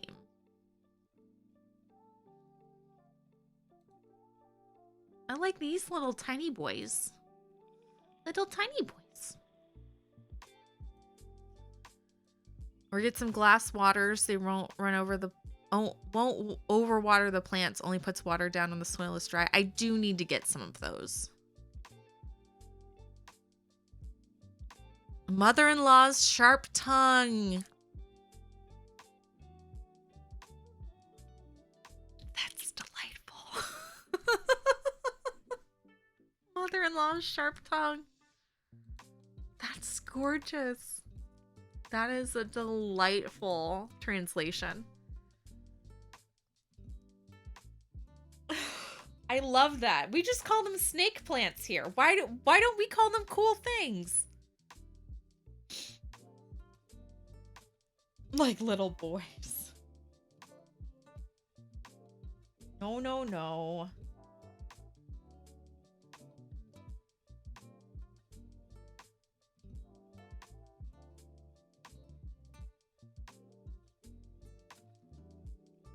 Fully grown adults for me, thank you. None of that underage nonsense. I've always been attracted to older men. Just had to find an old one so that could have matured a little bit. Stinky old man Damien.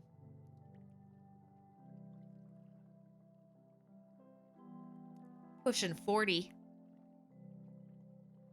Yes, Damien, the grocery store order is ready.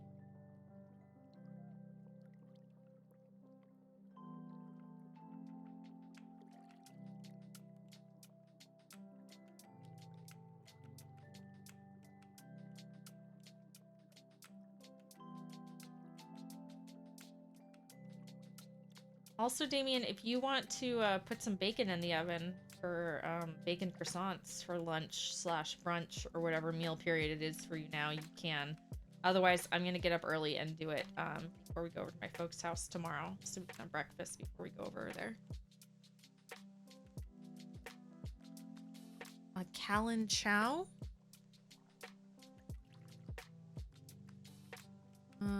Let's look. What's Fleming? Oh, what it's called.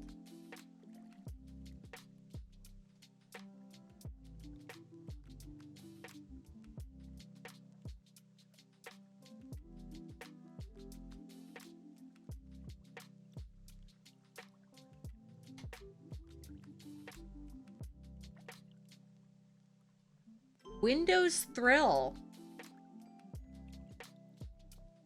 Or Devil's Backbone. Apparently are two different kinds of this. Oh, yes, a Callan Chow plant. I do know of this plant. I had one. I did have one. And then all the flowers fell off and I could never get it to reflower. And then I killed it.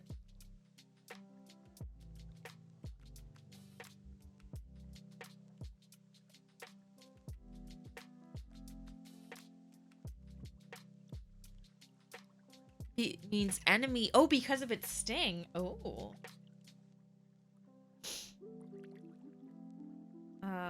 Like it has thorns or like the oils on it sting.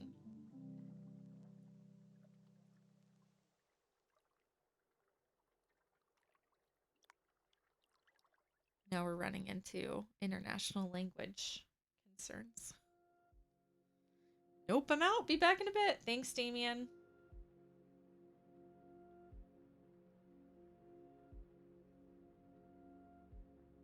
If you need help putting the groceries away when you get home, just holler and I'll take a break. Probably be break time by then anyway. It's really small needles filled with formic acid. Oh no. No, thank you.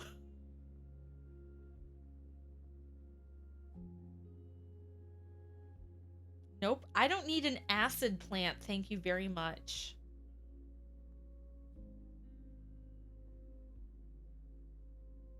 Do not want, do not need. Kill it with fire.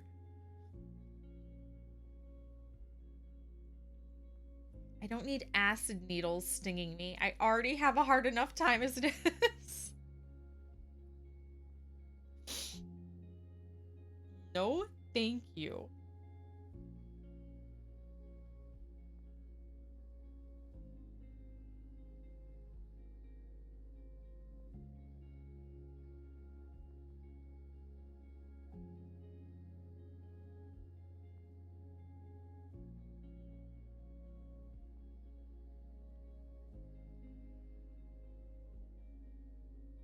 All right, I think we are going to finish this ply. Oh no, you guys can't see.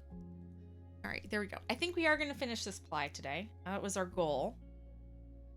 We only have a little bit left, so hopefully we can keep trucking. Keep going.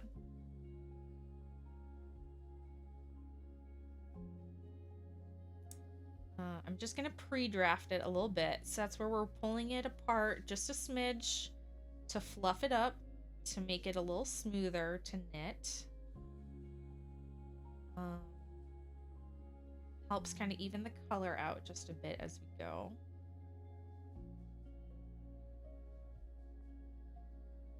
So we'll probably spin this last bit up and then call it a day. But then we'll be on our last ply, which will be delightful. Because then after that is when we ply it all together, and that's the super fun part, is when we make it into yarn, and I can't wait to see how this is going to turn out. Growing birds of paradise, but hard to take care of seeds. Hard to take care of. Seeds are cheap. It takes 5 to 7 years to bloom, but are very nice. And then the white ones do look like doves. Those are a popular plant down here, and I've not even begun to attempt. What I really want more than anything is a fig tree, because they do really well down here because we have a tropical climate. They are drought tolerant, which is great for me. Not drought resistant, but drought tolerant. And you can grow them in planters, like giant pots. So don't have to, I can keep them in the patio. I don't have to have a yard. And I love figs, and they're impossible to find down here, and when you do, they're super expensive. But I haven't found a fig tree grower yet, like that already has like the little sapling. They're like, oh, I'll send you the seeds, and I'm like, no. I need it to already be started, please. So I think I'm just gonna have to mail order one at some point, and I'm scared to look at how expensive they're gonna be. Lava, you can absolutely post the link in chat or Discord, whichever you prefer. Or both.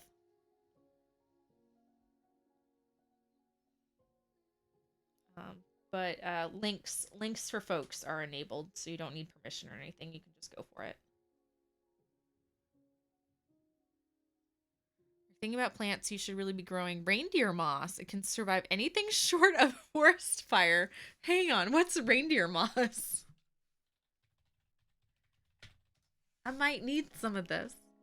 Oh, I have seen this. I have seen this.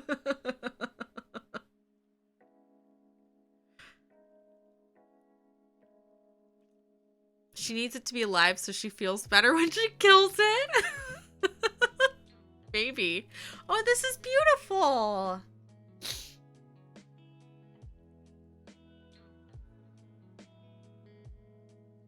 But it has a variant with really beautiful green, yellow, purple, and wine red leaves. This is gorgeous. It's a shame it wants to kill me.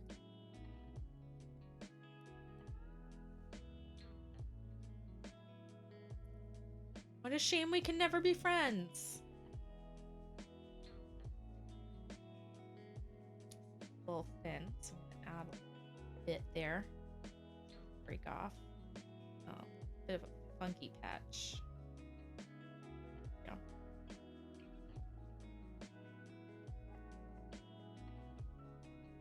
Sometimes the wool smooths itself out, and sometimes it just wants to clump.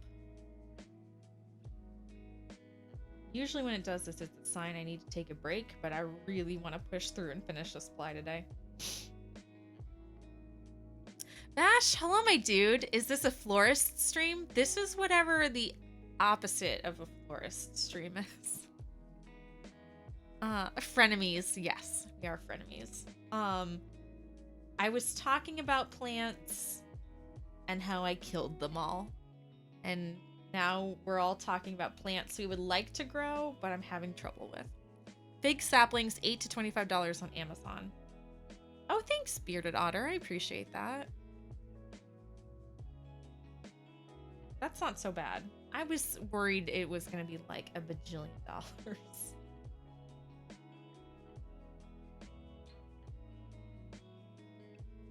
$200 for a tree to kill.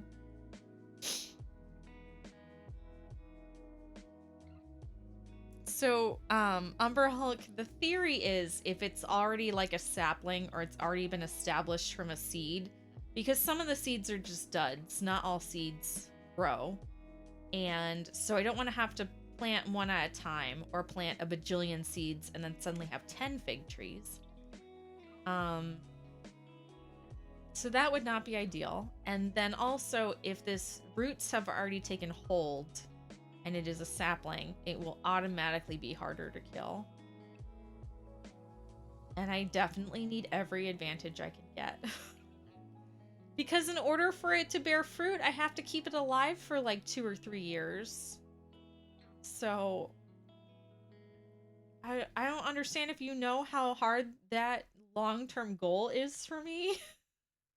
It's very intimidating.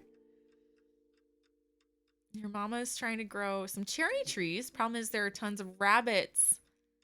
And as the snow rises during the winter, they can easily eat the trees from root to top. Oh no. Are fig trees large? No. I don't think so. The ones I was looking at are not. I guess I'd have to look at what brand, what breed.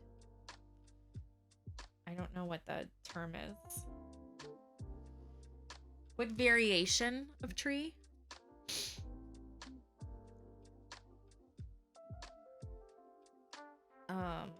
Some of them can get quite large. There are a couple of them specifically that grow very well in pots and then only grow to be like, I want to say like 10 or 12 feet. So like tall, but manageable in like if we ever were to get like the patio screened in. Fig trees are huge, but takes many years. All I know is that they can grow in pots and that you can prune them so that they only get so tall. So however tall, they respond really well to pruning. So you can keep them smaller if you want or larger without it affecting the tree. And that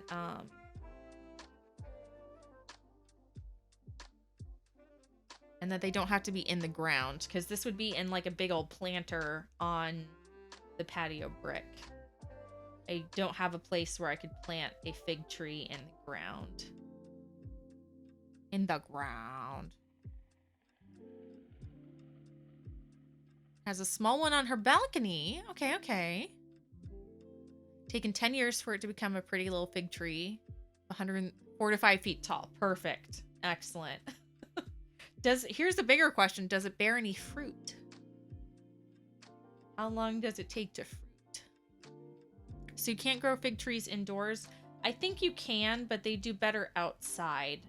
And they do pretty well in the heat based upon the breed that you get, the specific kind. Because like they can grow in like desert regions. They don't have to have like a tropical and the other thing is they don't have to have a hard winter or a freeze, which is mandatory in Florida, because we don't ever get a hard winter or a hard freeze. And you mistook figs for dates. Yes. They can get big, but they respond well to being pruned down to size, and it takes them a very long time for them to grow. And they do well in hot climates, but they're like a moderate. So they do well in heat to a certain point, and then cold to a certain point. So from what I've read, they should work well in Florida as long as I keep them shaded, which shouldn't be a problem in the patio because there's one very shady corner that no sun gets to. So it's all indirect sunlight, so that should work out really well for it. And then it's on the brick, so it's not so it'll be much cooler because it'll get a lot of circulation. And then you just have to make sure you keep it well watered.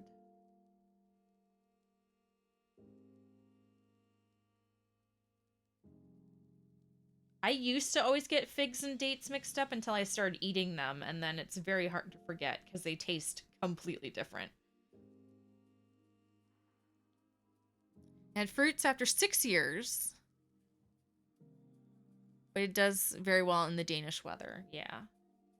Well, it's not in the ground.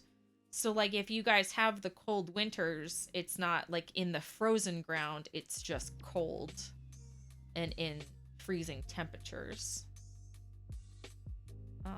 So that definitely helps it with the winter. Or a hot mix, yeah.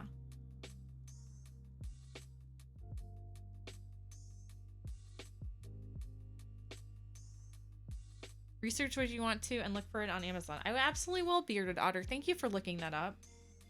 I had been afraid to look because I was convinced it was going to be like $100 a tree, and I just wasn't ready to have my dreams smashed yet. But I could go for that. I would like, I believe they're the Turkish brown fig. Are the kinds I like to eat. But I need to look up what will grow best here. Moistgoist and I, she's another streamer on Twitch, both believe that a fresh fig when eaten with coffee is the most delicious pairing. And you guys have to try it.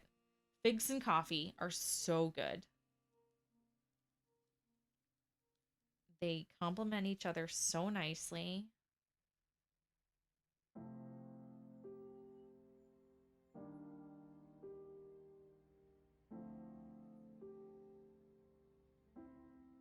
But they're so stinking expensive to buy at the grocery store here because they're all imported.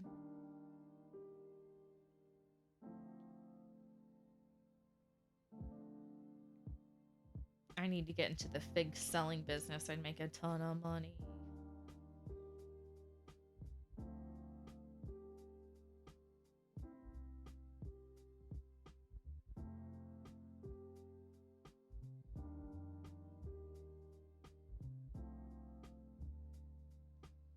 But yeah, date trees are the ones that look like palm trees. Like really thick palm trees. And then they can grow super tall. And figs are more of a traditional tree looking kind of deal. They almost remind me of bonsai trees with how slow and stubby they can be.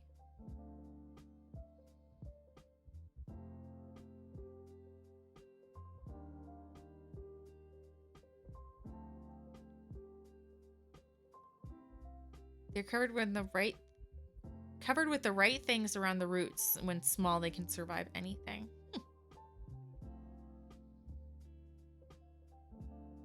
Well, also she said her mom grows it on the balcony. So it's not like if she were growing it in the ground when the ground freezes and then it's covered in snow and sleet, yeah, that would make it really hard. But because they do so well in pots and it's on her mom's balcony, it's way easier to protect the roots that way.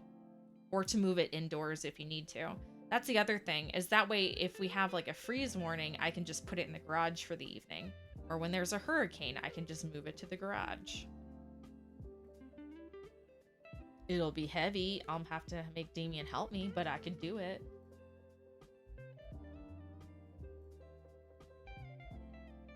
Guys, look at how nice this is turning out. You ready for a glamour shot? Let's do a close-up.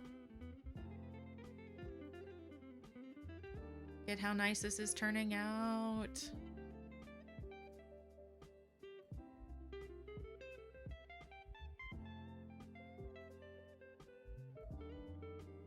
Very excited. I cannot wait to see how these socks are going to turn out. They are going to look very marled like the other socks did. But they are going to have, they're going to be much more blended.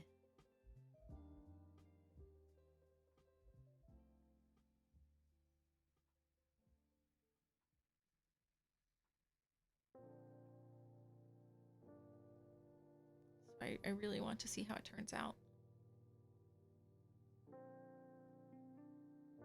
We had to try and keep one alive. Yeah. There's a lot of stuff I would like to grow down here, but they need a hard winter. They need a freeze. So that complicates matters. And then there's a lot of stuff that just cannot survive the heat, but don't necessarily do well indoors. So then some people keep them outdoors part of the year and then inside part of the year. And I always have a problem with that because I'm always worried I'm going to bring bugs inside.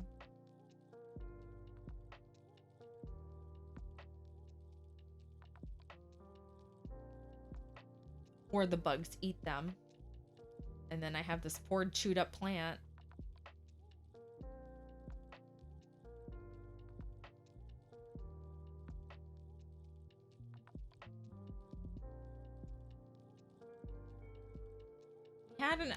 I took an avocado pit and I was growing it into a tree, and it was like almost 3 feet tall in my glass of water. But the problem was, as soon as I planted it, it did not do well.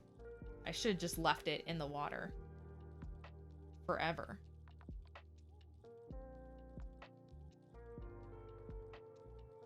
And then it's been all downhill from there.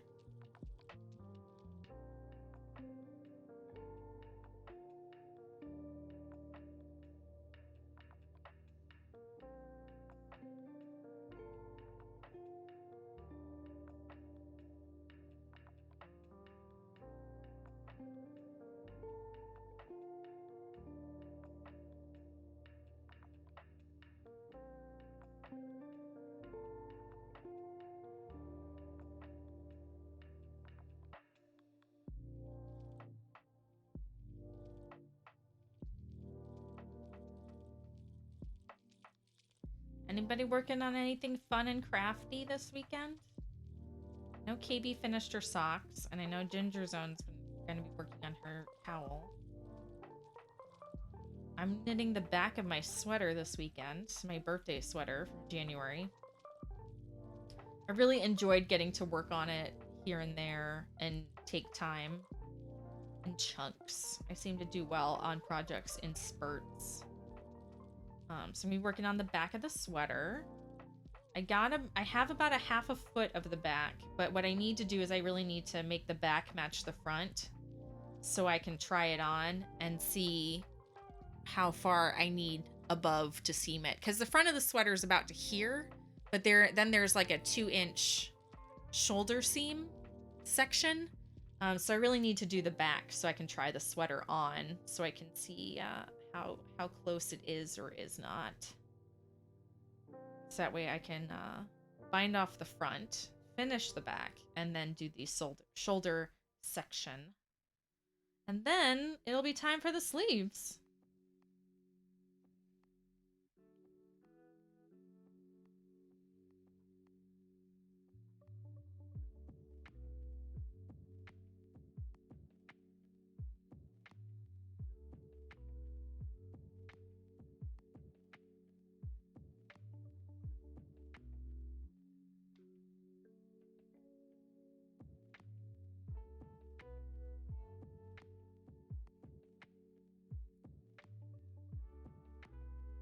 Hope you sewed the last of your Hexy Puffs together. Heck yeah. KB, with your Hexy Puffs, are you making a blanket? Or is this like a lapgan? Or a wall hanging? What are you making with your Hexy Puffs? Because they all look amazing, and they all look so squishy. I have no idea what you're doing with them, I now realize.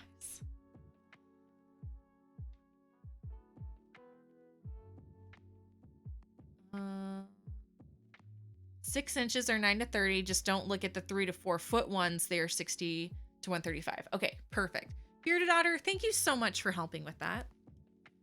I do appreciate it. A beak. Okay, so you're doing the full quilt. Ah, that's gonna be gorgeous.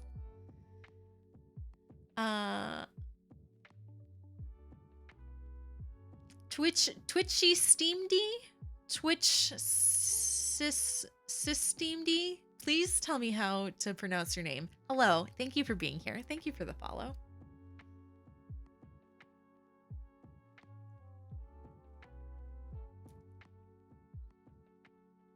Okay, the brown turkey fig. I will double check that that's the one I can grow. Those are the ones I like to eat that I had originally looked up because I was like, I wonder how hard these are to grow. So I need to make sure that they are the proper tree for my climate, and then I think real soon I'm gonna pull the trigger. I'm just gonna do it. I should. I keep talking about it. The sooner I plant it, the sooner I can eat it.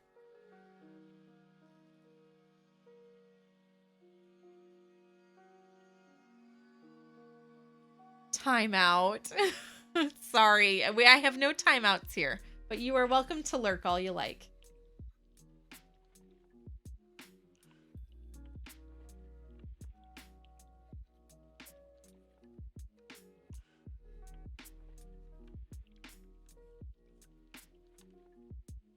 No timeouts, but you are most welcome to lurk.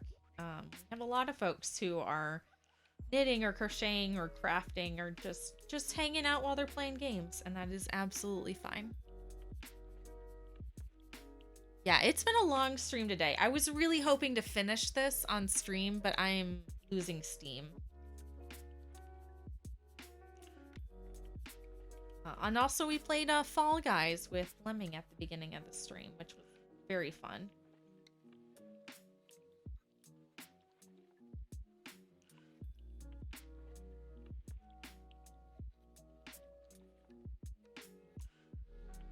You got it, almost there. Problem is I'm getting hungry and it's lunchtime.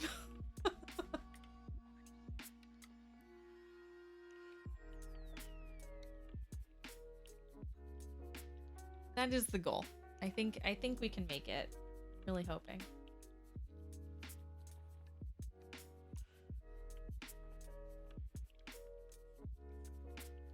If not, we'll finish streaming.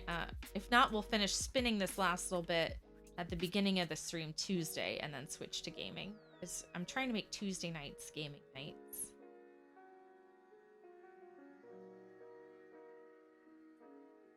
That works out very well for me with work. D-Moon, we did play Fall Guys today. You can absolutely go back and watch the VOD. It should be up for like 30 days. I think I have it set up for the maximum amount for affiliate. So you should be able to go back and watch it. It was a blast. It was hilarious. We defo did. Yes, we did.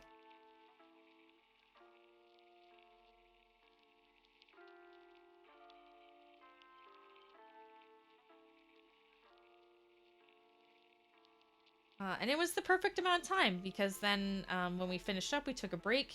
We switched over to spinning. Lemming made dinner. It worked out very nicely. 10 out of 10 would do again.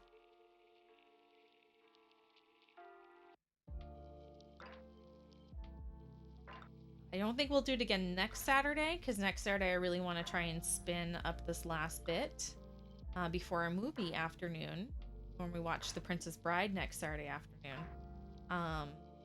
But we will absolutely be doing it again very soon.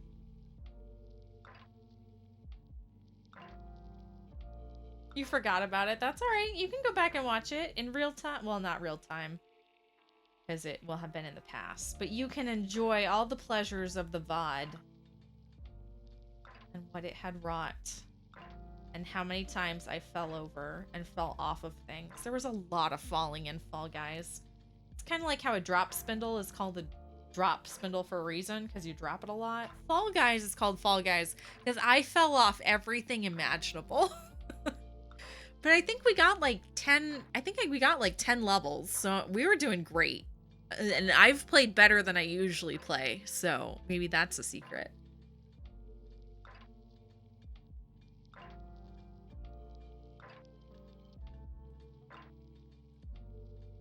I close all of my plant windows.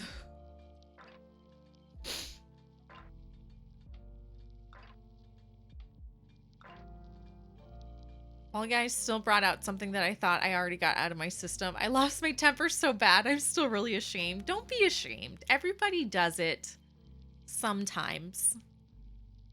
But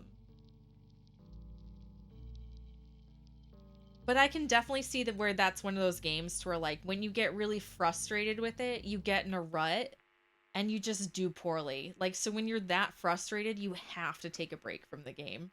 There's no way to recover, unfortunately. Because in the past, when I had streamed it with Goose, I did so badly.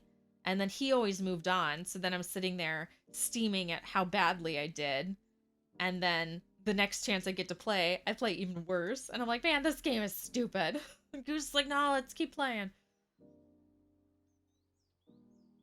It also is really fun when you have someone your level.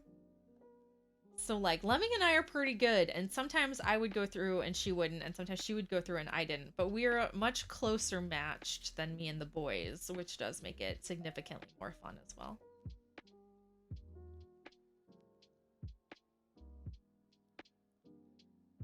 Two seconds maybe, then shrug it off and continue. Yeah. I also tend to get like more flustered upset than I do truly angry, which also helps. I think it's harder to get over being flustered and pull yourself together a lot easier than it is to calm down when you're that angry.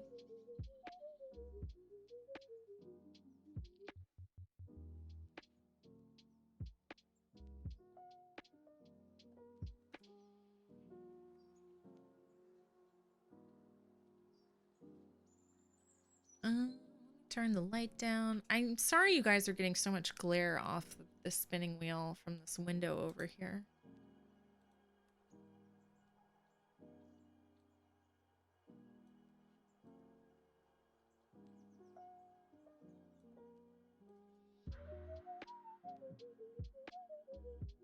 That's a little better. I'll take it. I'll take it. Yes, we both sucked. I think we did pretty good because one of us almost always made it past the first round or two. So I think we were doing pretty good. We didn't suck at it, but we are not professionals by any means.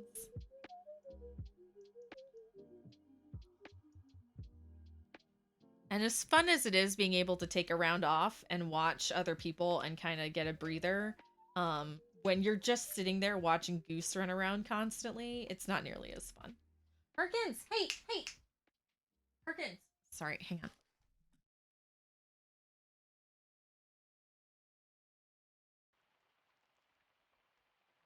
The cat is chewing on the twinkly lights in the corner, which you all probably could have seen.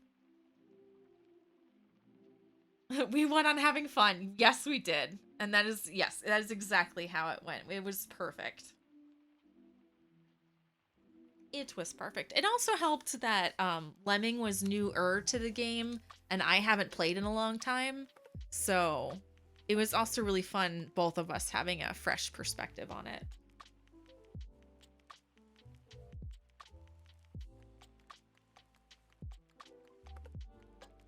Perkins, I know you're upset that your papa is at the grocery store, but the last time he took you to the grocery store, you peed in the car. And I'm busy, and I cannot give you the love that you need. Now she's in the corner licking her butt.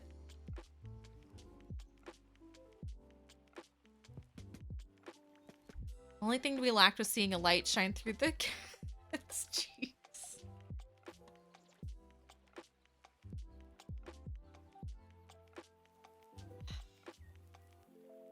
So there, I have an extension cord in the corner back there that I keep rolled up, and she hates tags. I don't know why. Um, but anytime there's like a label or like a tag, she like must destroy. She hates them. So there's like the safety tag on the extension cord that she often goes over there and chews on. And I've checked, she never chews on the extension cord. It's only the tags or the labels. Um, and then I looked up and she was chewing on the lights.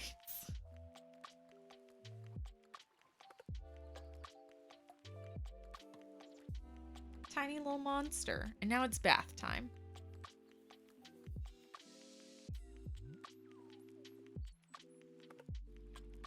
Yeah, like if you have clothing that has like a tag hanging off of it, any of those like plastic or like kind of laminate-y tags, she hates them. Hates them. If we buy something new, we have to keep it up and away from her, or she'll start nomming on it until we've removed it. And I don't know why she hates them so much. It's very funny though.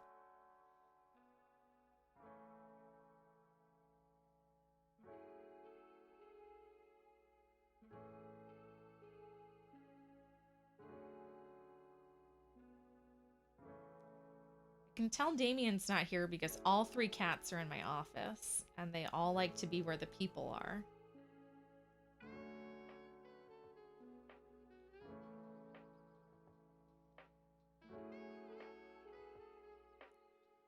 I'll definitely watch the vlog while sitting in my hotel next week. D-Moon, where are you going? And is it for work or for pleasure?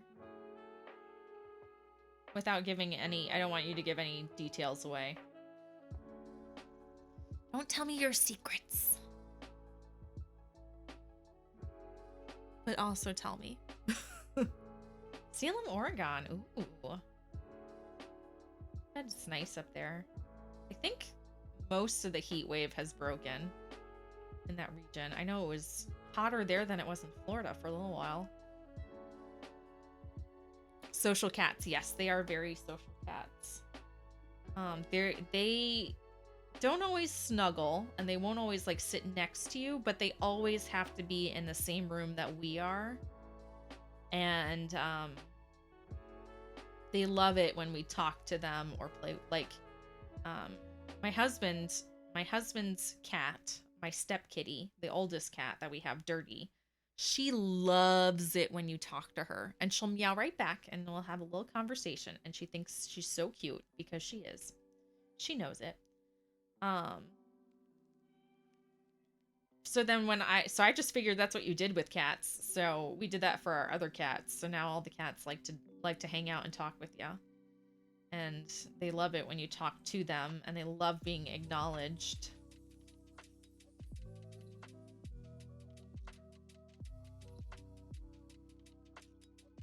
Do all the cats react when Damien is raging in World of Tanks? They used to. They're used to it by now.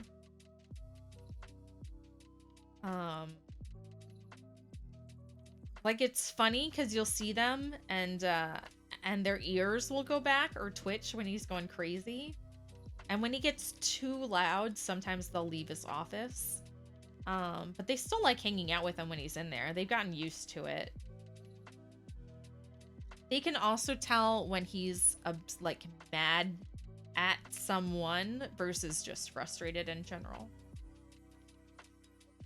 It's going to be 95 on Monday. Ooh. But it's a dry heat. I think it is.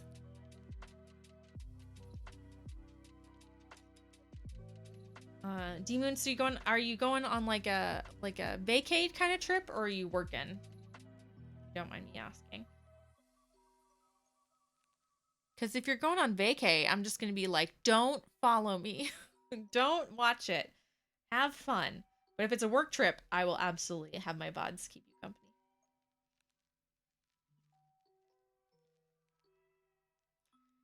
Cats don't get imposter syndrome. They know they are the cat.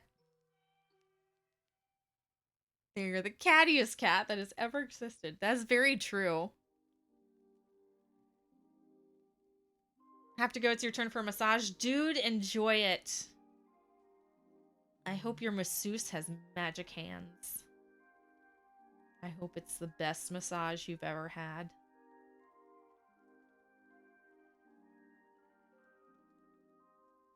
Working? Then I will keep you company. Enjoy, my dude. Get out of here.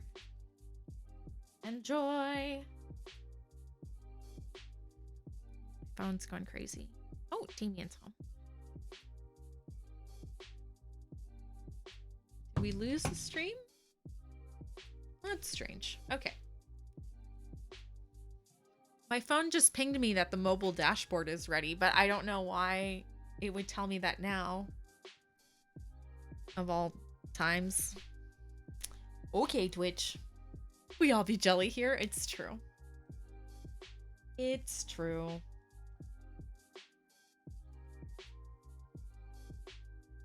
I need to book a massage. I have one of those monthly massage clubs. And it's just started up again now that I'm not on furlough anymore. And I need to take advantage of it. And I always forget.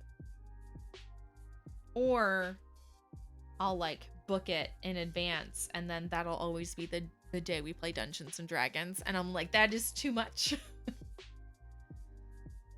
But now that I have a normal schedule and can actually like schedule a lunch break and I'm not working downtown anymore, I should just schedule like for an afternoon to go down and get my massage on my lunch break and then come home and go back to work.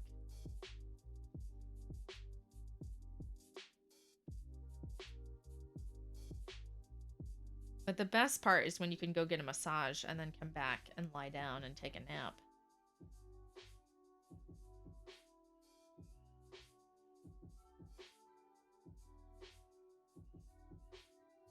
Anytime I can go out and do something and then come home and take a nap is really the win.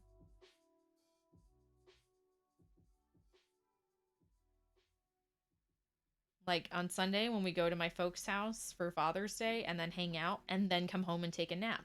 Win. The best Sunday.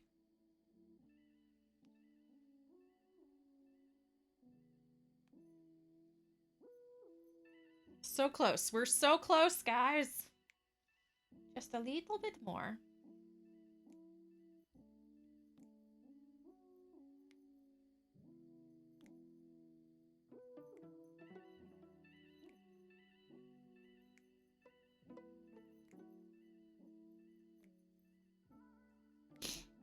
And we'll pick someone to raid. Then I'll have lunch, and then a nap, and then craft night. Really lunch, and then a nap, and then dinner and a craft night? Who's counting?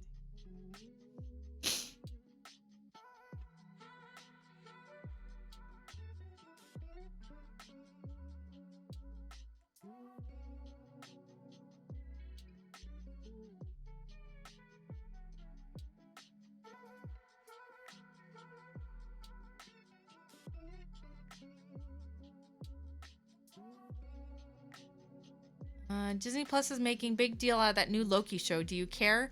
Bash, I have seen it. It is marvelous. I really like it. It is very well done. The only downside to the new Loki show is that you do kind of need to be up to speed on the last Marvel movies. So Avengers Infinity War and Avengers Endgame. You don't have to watch it because the show kind of does a summary for it, but huge spoilers to those movies if you haven't seen it yet. So I do highly recommend that you watch those movies before you watch Loki, but it is really good. It is fascinating. It's not like WandaVision or The Falcon and the Winter Soldier where they took a couple episodes to get traction and then you got sucked in the more you watched. This starts right out of the gate, guns a-blazing. I absolutely love the visual cinematic aesthetic of it. the kind of Soviet era 1970s vibe is so cool and so well done. I really like it. And I have been incredibly excited for it because I absolutely love Loki. I love the kind of chaotic neutral of the character, just basis of the character. But the first episode came out and I was just so stunned. I didn't quite know what to think. And then I watched the second episode with Damien this week and I'm just like, I am all in. I am sold. I am hooked. Take my money. The only thing I don't like about the city where you live is the fact that there was a dude who went for massages for that was in uni for applied sciences to become a physical therapist. He's a miracle maker.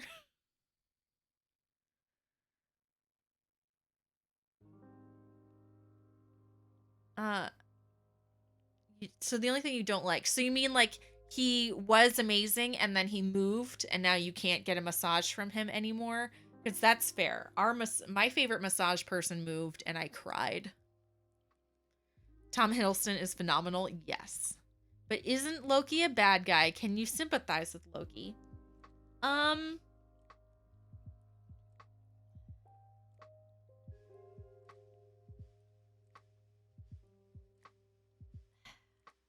Such a weird question. So I feel like Loki is true chaotic neutral. He's just out for himself and whatever makes the most mischief and whatever is entertaining for him. So I wouldn't necessarily, so he's not the villain, but he's not a good guy. He's not a hero. Oh, you moved and you missed him. That's fair. Yeah, that would be absolutely a reason to get upset about, Lava. So Loki is just pure chaos and he's only out for himself. So I wouldn't say that the show makes you sympathize with him, but the angle it takes watching him as a main character is really unique and very interesting. And I cannot wait to see what else happens and what direction they're going to take it in. Because they point out that he's not a good guy multiple times. So like you know exactly what you're getting. But the direction it's moving in I find very interesting.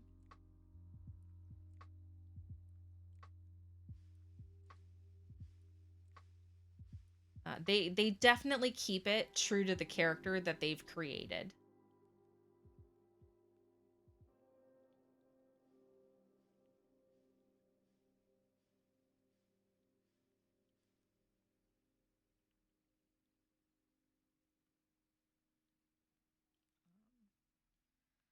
We will probably end up watching it on one of our Discord hangouts here soon. We'll probably watch like the first three. I'll stream the first 3 episodes or something. So whenever that happens, I will be sure to let you guys know so you can tune in and watch. Because I do want to go back and rewatch it, and I'll probably also go back and rewatch WandaVision and stream that as well. I adored WandaVision, but I also just really liked the nostalgic feel and then the emotional. I loved the emotional storyline so much. Antagonist or anti-hero is an odd trope, but the execution is really good. Yes. Yes, it is.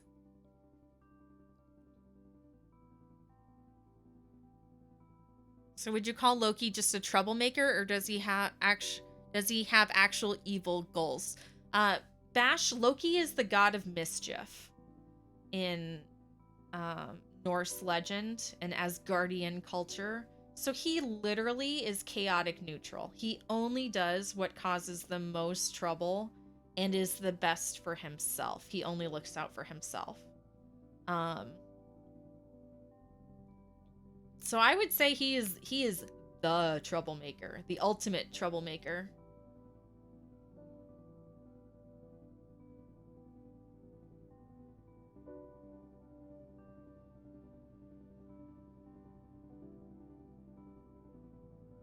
But he does eventually bring around Ragnarok.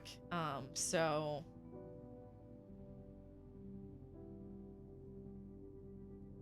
he's more likely to be cast as the villain. He does bring about the end of Asgardian culture as we know it.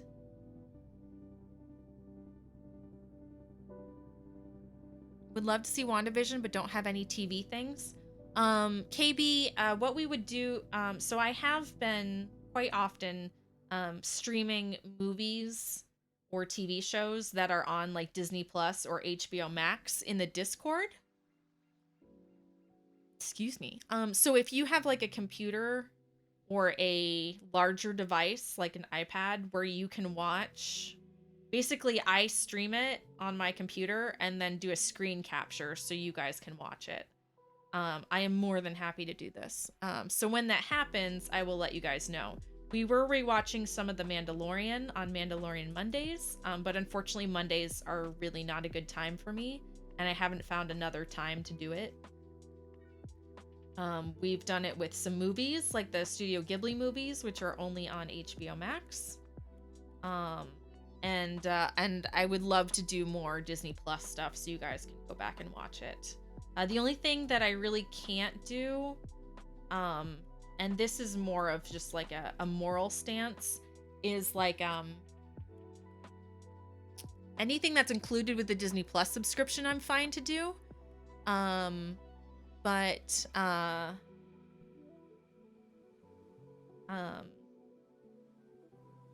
like the Premier Access movies, like Cruella, where you pay extra to watch it early, something like that would not be. I have a problem with doing something like that. Hey, Damien. Thanks for going to the store. You need any help? You're good?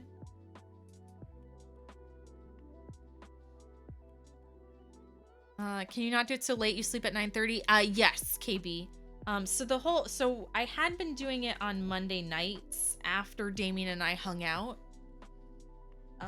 Because it so happened that Mondays late he was hanging out with the guys. So that was just like we would hang out and do dinner and have like a date night and then split up and I would stream it. But that really doesn't work very well for me anymore. So, and it also is terrible for like the international crowd. Can't watch any of it, and it is quite late. So when we do it, it'll probably be like maybe Saturday evenings or maybe Sunday afternoons, or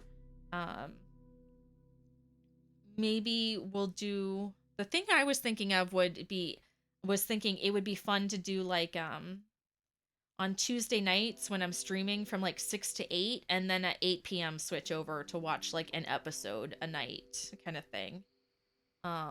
Or do like a weekly gig. So I haven't decided. But I will absolutely let you guys know when we decide to do that, and I will pick a time that will be more sustainable, that we can finish. Because I think we got like 8 or 9 episodes into The Mandalorian, and then I was just like, this is not working. In Old Norse, dude brought a world Fenrir.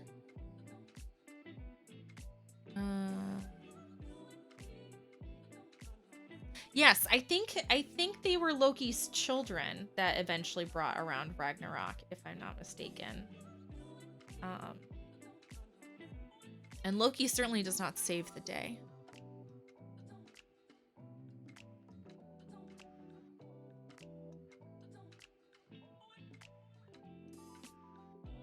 Well, you are Cruella to plants in real life, so I guess that will have to do. Oh, no. Oh, no. Well, like, for example, this month we're going to do The Princess Bride as our movie afternoon next Saturday, but I think next month we're going to do either Onward or the new movie Luca. I think we're going to do a Pixar movie for our next one.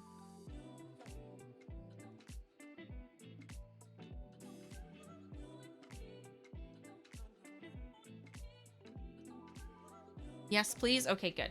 Good. I definitely want to pick something that's going to work out for more people. get that going.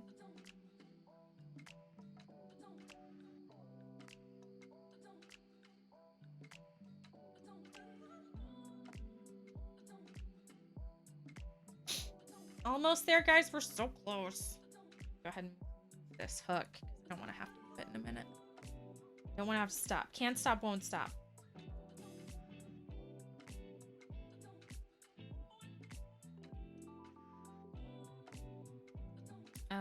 So let's see. Things that are coming up then. So don't forget, I know I reminded you guys. I'm going to say it one more time. Tonight, 7 p.m. in the Discord, craft night with me and Hinka Knits. Cannot wait. So much fun. If you can't stay for the whole time, that's fine. If you come in late, that's fine. Just come hang out. There's people go all night. I will be there from 7 p.m. to 8:30, and then I'll be ducking out for Dungeons and Dragons. The party certainly will keep going on. Is Princess Bride Billy Crystal? Heard it's hilarious.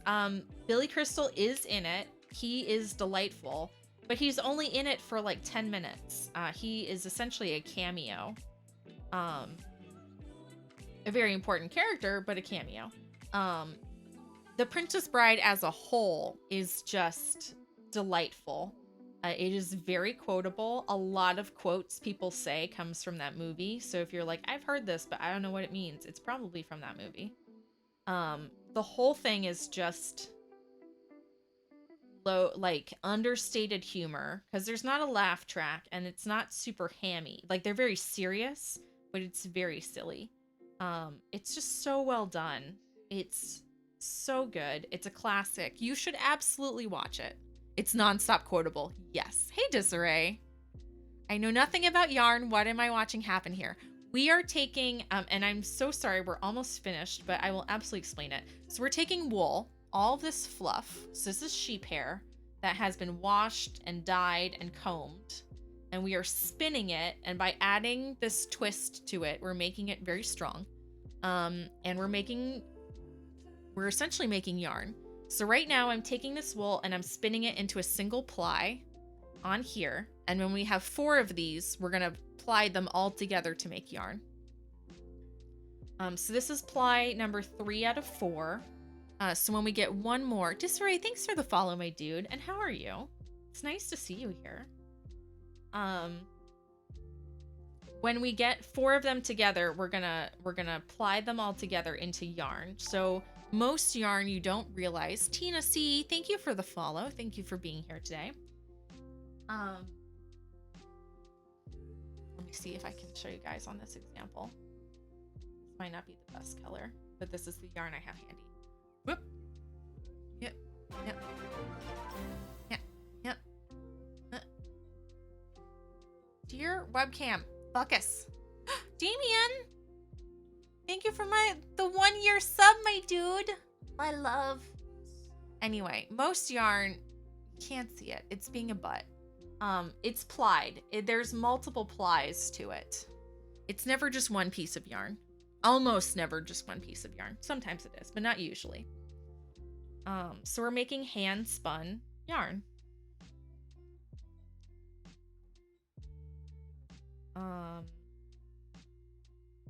So this is a series we did last summer. We're doing it again. I call it floof to foot. So we're taking a whole braid of floof. We are making hand spun, hand knit socks out of it from start to finish. So we are about a third of the way through the process.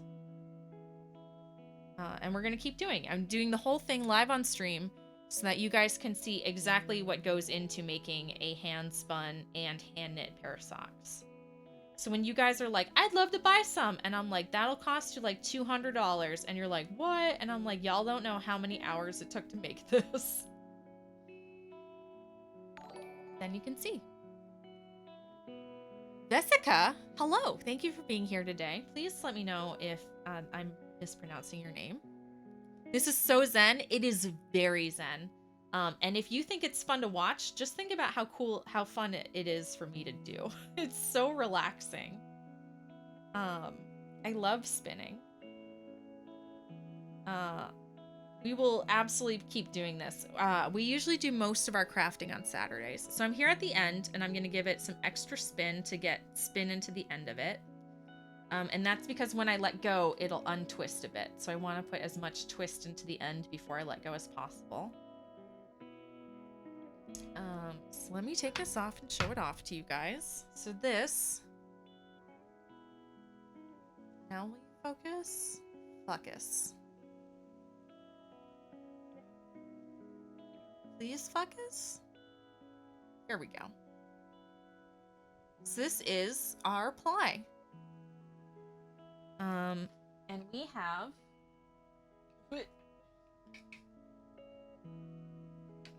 so now we have 3 plies of our yarn. And we're gonna make, it's just cotton candy unicorn and I love it. Snyder Spindles, hello my dude. I'm so sorry you guys are all popping in at the end. We are finishing up. I'm so hungry, I need lunch. Longtime knitter, fairly new spinner, so you're excited to find a spinning stream? Heck yeah. Heck to the yeah. Welcome on in. You want socks with this? Deeren, I can't wait for these socks. I can't wait to see how they're gonna turn out. Let's pop over here. Let me see if this camera will be more obliging. It's a little bit bluer in this camera than it is in real life. All my cameras suck today. Grr. Woodwork is the same for you. You've always done the small lathe work and it's so chillaxed yet so focused. Yes. Yes. Let me see here. Boop.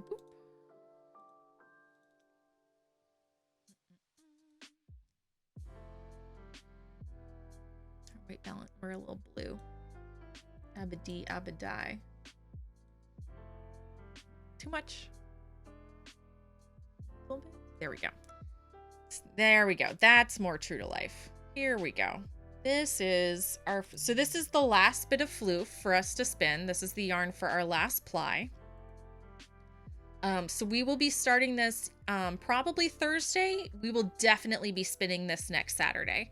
So this is our last one before we put it all together. So more to come, more cotton candy floof to come.